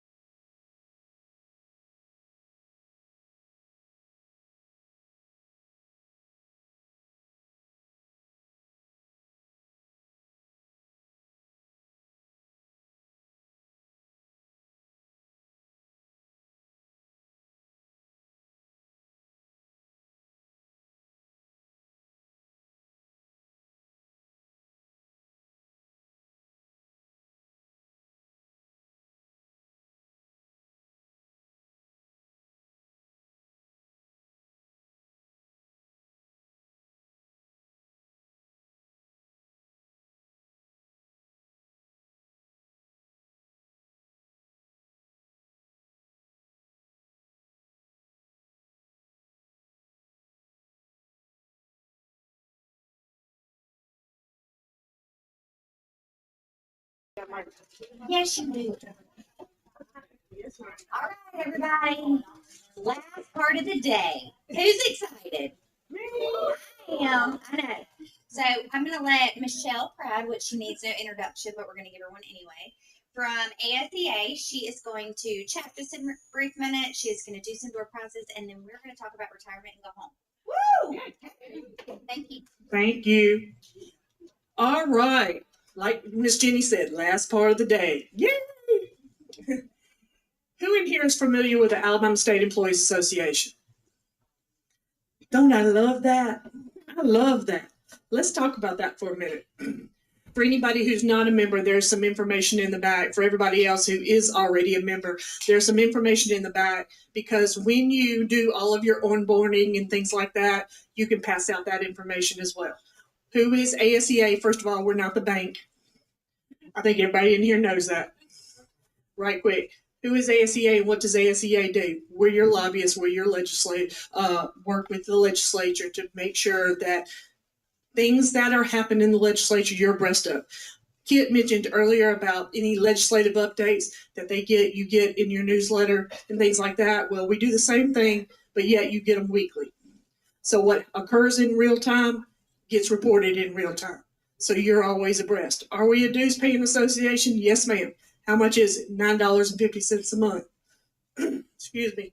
For $9.50 a month or $114 per year, where can someone keep an attorney on retainer if they need one? Because our goal is to make sure the people that you hire and onboard for the state stay 30 years. And we help them to navigate so they reach the 10-year investment. They reach the 30-year retirement.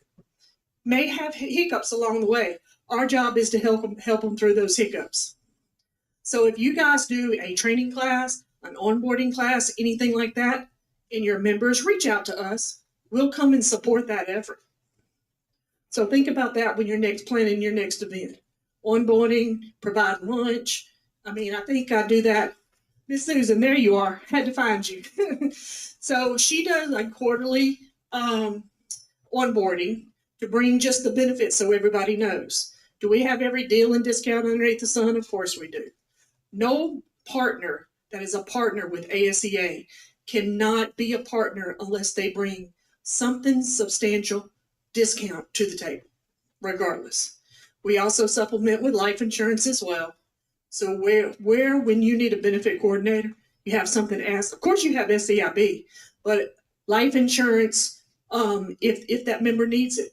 Because a lot of times when people come on with state, they don't have any idea what they're getting into. And after they've been there, for a minute. So you're trying to get them on, and make sure that they get paid. So let us help you do that. So reach out to me. My information is in the back, along with some other information about all of our partners. So that way you have it at the ready when you need it. So you never know.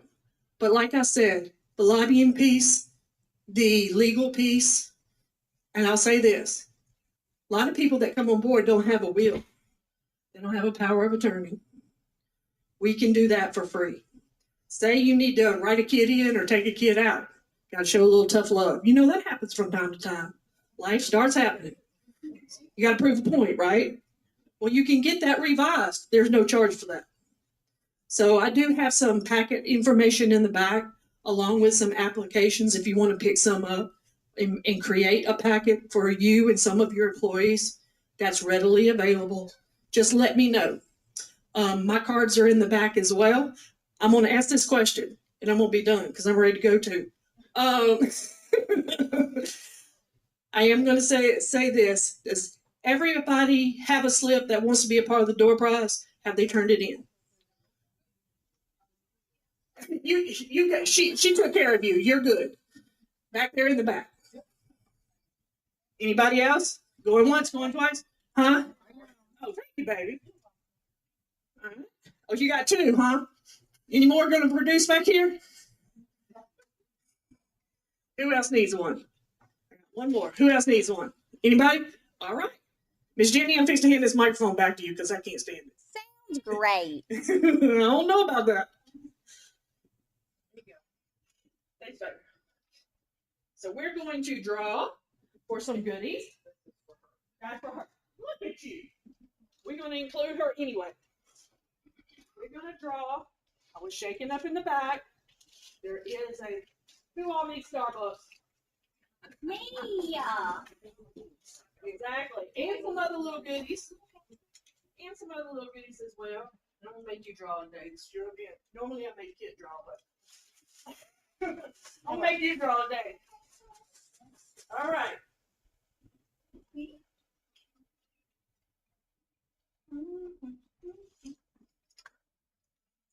Laurie Butler.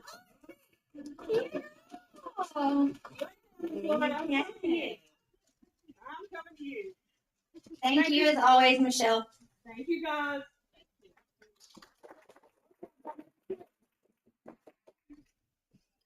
All right, everybody. Last presentation of the day. So we're going to talk about retirement, okay? Health insurance at retirement.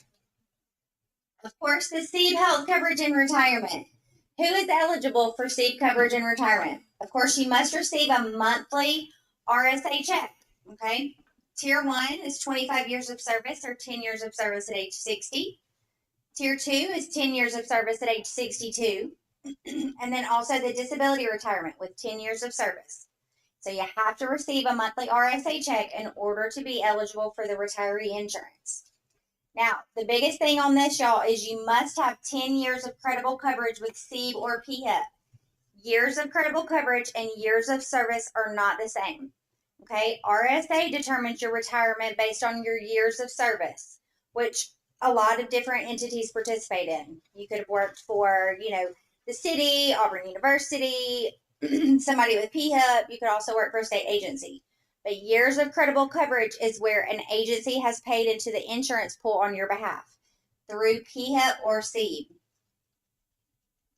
Now, we also have health insurance plans that are available to you guys as retirees, as well as free plans. We still have our standalone coverages that we discussed earlier. And then there are a couple free plans that are available. Of course, not all of them are available, so we'll kind of go through that shortly. So the retiree enrollment form. Hopefully you guys all know where this form exists. It is on our website, which will be new and improved hopefully next week. All retirees must fill out this IB04 retiree enrollment form. You currently cannot do it through your online MySEEB account. You must fill out the form, okay?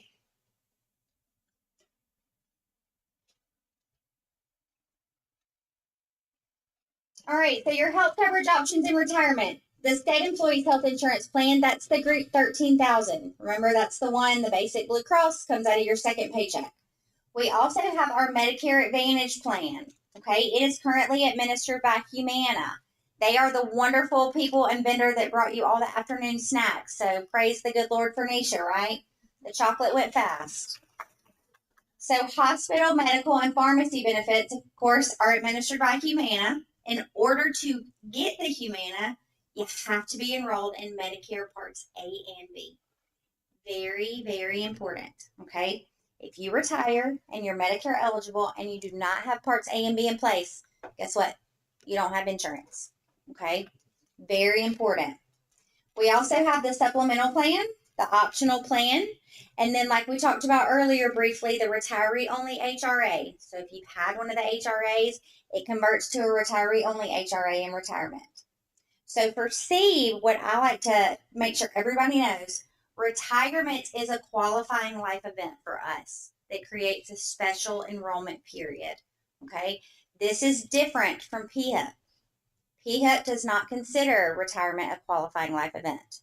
SEIB does, okay? Yes. If you have an active employee that reaches Medicare eligible age, Mm-hmm. they're still employed, they are not talking about retirement. Mm-hmm. At what time should it be suggested or should you notify the employee that they need to be enrolling in at least or have enrolled in at least part A? Okay. So she's asking about employees who are still working and enrolling in Parts A of Medicare. Okay, so if you're still working and you're not planning on retiring, even if you're Medicare eligible, your Blue Cross Blue Shield is going to remain your primary. But the federal government likes you to obey the rules, and so they do want you to go ahead and get Part A in place. It is quote unquote free because it's paid through your FICA tax. Okay, so there's not a 90-day limit. You see all that stuff online. Just enroll in Part A whenever you get 65. If you're still working, let them know that you don't need Part B, and that's pretty much how it goes. Part B before they retire. Effective in place of their retirement day, which we're going to go over that. Yeah. Look at, y'all are so good. Y'all already know what's coming. All right, so benefit changes at retirement. The health insurance premiums, y'all, they do vary. They are subject to the retiree sliding scale. Okay, Medicare. Our Medicare eligible members, again, I'm going to sound like a broken record, they have to have Part A and B in place and effective their retirement date. Okay, so if you are going to turn 65 in November of this year, but you're not retiring until January 1, you need to have your Medicare Parts A and B in place effective the 1st of January because that is your retirement date. Okay, so that's very important. Members who are already Medicare eligible, again, they gotta have A and B. Okay, this is very important. Failure to enroll in Medicare A and B is automatically going to cancel your health coverage at retirement. Okay, so the thing is, y'all, I talk to people every year that say, "Well, nobody told me." Here you go. This is your announcement. Okay, whenever they are starting to think about retirement and they're going to be Medicare eligible, they have to have A and B in place because if it is not in place, they do not have coverage. Always talk about, those people who are living on a cruise ship. A lot of retirees now, they like to live on those cruise ships, which is great. Live your best life. You're an early retiree, you retire at 55, that's great. Just set a Google Calendar reminder 90 days prior to turning 65. Get you some service somewhere and get your Medicare Part A and B in place, okay? Gotta have it. I want to live on a cruise ship in retirement. All right. Medicare, of course, federal law allows enrollment in only one Medicare Advantage plan and one Part D plan. Okay, this is key. Every year somebody calls because, of course, y'all know Medicare open enrollment is about to start. You're going to see those sweet ladies sitting at Walmart. Let them laminate your card. That's great. But if you like your state benefits, tell them thanks, but no thanks. Okay. The thing is that if anybody enrolls in anything outside of the state, it is going to automatically kick them out of their state's Medicare Advantage plan. Okay. People will get calls about some grocery reimbursements, all that kind of stuff. That is not through your state benefit. So if you enroll in anything of that, it is going to kick them out of their medical coverage through Humana. Okay. So you can only enroll in Medicare Advantage and Part D plans during open enrollment if your coverage was canceled. So let's just say you did just that. You ended up taking some plan that you didn't even know you took. You didn't even know that you got it until it was 6 months down the road, because sometimes that happens, okay? And so the thing is that you cannot come back to your state coverage until it is open enrollment, okay? So if you accidentally enrolled in something else, you realized it 3 to 4 or 5 months later, you can't come back until open enrollment, which is November for a January effective date, okay? It happens every year, I promise. Okay, so retirees and covered spouses on the Medicare Advantage plan. Guess what? Y'all don't have to get a wellness screening anymore. Well, y'all do because y'all all work in here. But, if you got your retirees and they're on the Medicare Advantage plan, they no longer have to get a wellness screening. Okay, y'all can do a little celebratory dance with them. But this is only if they're on the Medicare Advantage. Remember, if they're 70 and they're still working, they're on the Blue Cross. Okay? All right, so the supplemental plan is free to our non-Medicare retirees and their non-Medicare dependents, okay? So what happens is, remember I talked earlier about that supplemental plan, it fights to the finish with any other government plans to not pay, right? So when you turn Medicare eligibility, it goes away, it cancels, because it thinks, oh, they're 65, they're on Medicare, and I'm not going to supplement Medicare. The premium cash option is available to you guys as active employees only. Flex benefits, that's something else. It goes away at retirement, okay? That's a bummer. It's only available to active employees only. Now, of course, the retiree only HRA, remember that's the one if you have one of the free plans, the PCO or the limited purpose HRA, it swaps to what's called the retiree only HRA and becomes a spend down account. So let's just say I separate from state government with 20K in it. Okay, what happens is when I spend that 20K down to zero, it goes away. Okay, that's what's called a spend down account. Now, as the members, of course, you are eligible to enroll in only one of the health insurance plans. Okay, so if you need the Medicare Advantage or you need, remember, the state insurance, you're not eligible for those free plan options.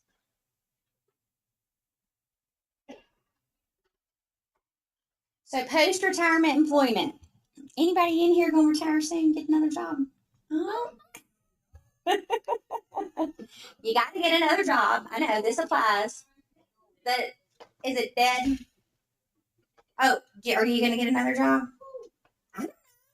So I didn't know if they were trying to tell me the TV was dead or they were going to get another job. Okay, y'all. So anyway, post-retirement employment. Now, if you are going to get a new job after you leave state service, if your new employer pays 50% or more of single coverage, no matter if you need family coverage, if they pay 50% or more of single coverage, you have to take your new employer's insurance. Okay? That is called a retiree carve out. So you have to take your new employer's insurance. And spouses must have Medicare A and B regardless of their employment status if they're on your Medicare Advantage or retired contract. Okay? So let's just say your spouse is 70, he's still working, but you're 55 or 65 and you're retired, right? So y'all both have to have your A and B in place if y'all are on your retired contract. Even though he's still working, if y'all are on your retired contract, you got to have that A and B in place. But if you're going to get a new job and you're going to take your new employer's insurance, then call us, okay? Call myself or Kristen, and we'll talk to you about these free plan options because they are probably something that you're eligible for based on where you're going to work.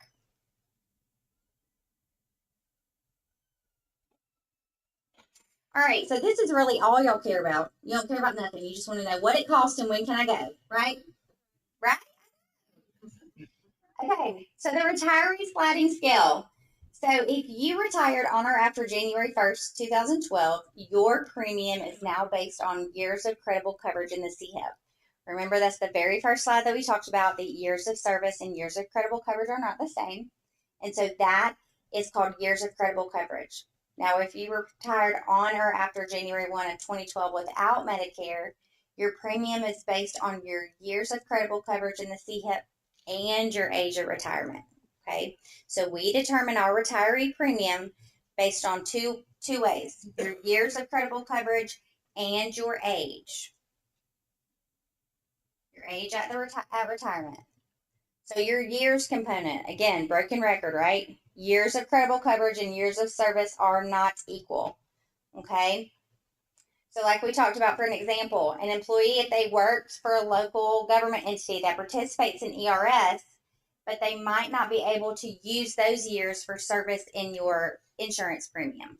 Okay, let's just say, for example, if you worked for Auburn University, okay, Auburn University is self-insured, but they do participate in the ERS, in the retirement system, or TRS, whatever it is. So the thing is that those years count towards your years of service.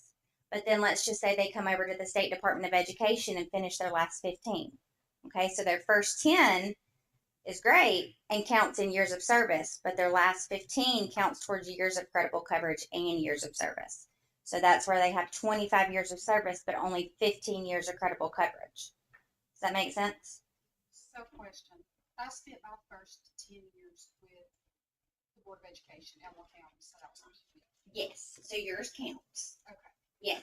The thing is if it was paid into the PHIP or C, which is the state-funded insurance pool, then those years count. But like Auburn University is self-insured, local government, they have a different, they pay into ERS, but they do a different insurance. So that's kind of how that works. Everybody good? Okay.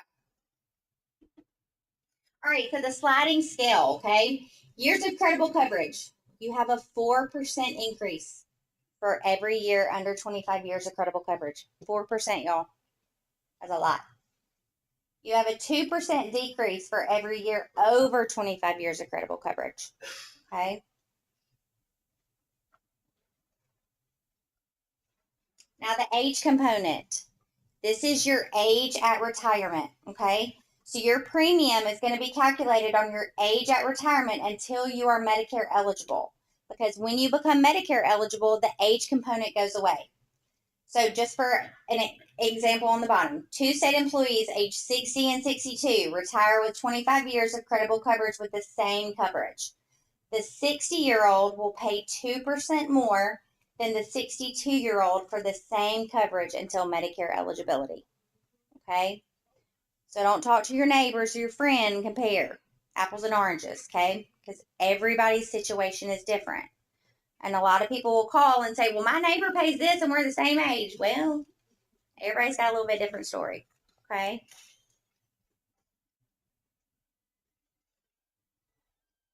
All right. So this is, like I said, your age at retirement. Okay. So if you have, it's a 1% increase for every year younger than age 65 at retirement. So if you retire at 55, you are going to be paying that retiree premium at age 55 until you hit Medicare eligibility. It's not going to creep down every year that you get closer to 65.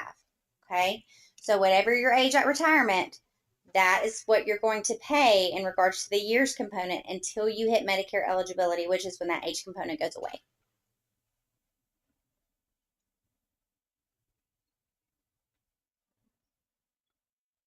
All right, so of course, like we talked about, Medicare eliminates the age component of the sliding scale.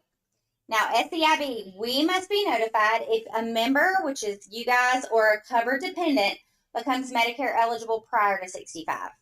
Reasons for Medicare eligibility prior to 65 are, of course, disability and ESRD. Okay, we don't get a report that says, hey, Jeannie's on Medicare now. It's your responsibility that if you or your covered dependents become Medicare eligible, you've got to reach out to us directly and say, hey, they should be covered under the Medicare plan now because they're Medicare eligible.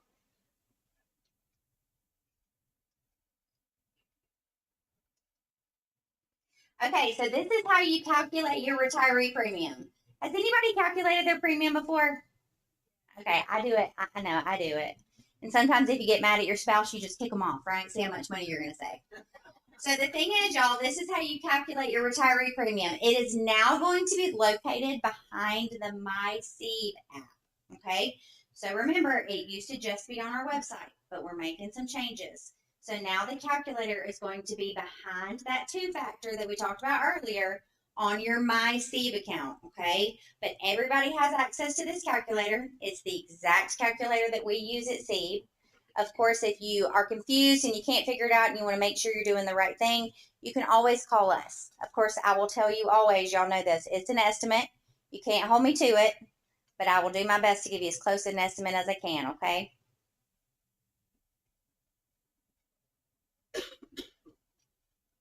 All right, so continuing coverage after your death. Surviving spouse coverage is available if the spouse if the spouse is covered as a dependent at the time of death. Y'all, super duper important, okay? Surviving spouse coverage is available if the spouse is on the policy and covered at the time of the member's death, okay? Now, if the surviving spouse ever declines coverage, they can never come back, okay? I know, I tell my husband I'm going to haunt him in his dreams if he declines my coverage. Y'all giggle what I do. He'll tell you I do. All right. So the thing is, and also a couple of years ago, the surviving spouse rate is based on the active employer rate. Okay. So currently, employee family coverage with no spouse is $220 a month. That is how much the surviving spouse rate is. Okay. So if that family without a spouse, of course, if it increases, the surviving spouse is going to match that. Okay. And what happens is when a surviving spouse, or let's just say if somebody passes away and they call you, because normally you're going to be the one, somebody's going to have your number, right? And they're going to call you. You can just have them call SEIB. We need a documentation. We need a copy of their obituary or the death certificate. And once we get that information, we'll process it and mail the surviving spouse paperwork out.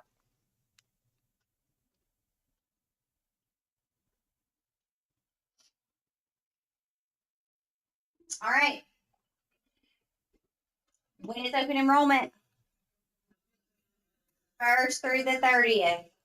I know y'all all been working here a long time. Don't call me and tell me you don't know when open enrollment is, okay? November 1st through the 30th. That's when you can do your plan changes, status changes, and your flex benefits enrollments. Kristen and I are going to be sending out open enrollment packets probably in the next couple of weeks. If you do not receive one from me, y'all, I'm human. Y'all know I make mistakes all the time. Please reach out to me and say, hey, Jeannie, can you get this information for me? Because I want you guys to be able to distribute it to your agency, okay? Remember, you can also enroll in Flex online until December 15th, okay? Do not wait until December 14th at 11 p.m. because these boys aren't going to be working to reset your account, okay? So the thing is December 15th is your Flex enrollment online if you do it online, okay? The wellness premium discount deadline is October 31st. You can always reach us online. Of course, be looking for our new website. It should come out hopefully next week. You can also contact us by phone. You can see our updated number here. We are in the RSA headquarters building. We're on the 2nd floor, so you guys can always come and visit us there. And then these are your benefit advisors. Of course, I am, Kristen and I are currently taking care of the North Alabama territory. And then my name is Jeannie Blake. I am the director of the benefit advisors. I take care of most of Montgomery and the southeastern part of the state. Of course, Kristen Henderson, who y'all heard from earlier, she takes care of the southwestern part of the state. And then the other part of Montgomery, you guys, of course, can reach out to us. We ask you to reach out to your advisor based on the area in which you work, okay? Not in which you live. While you're actively working, we want you to do it by the county in which you're employed. And y'all know we're going to be real busy during open enrollment, so give us some grace. You can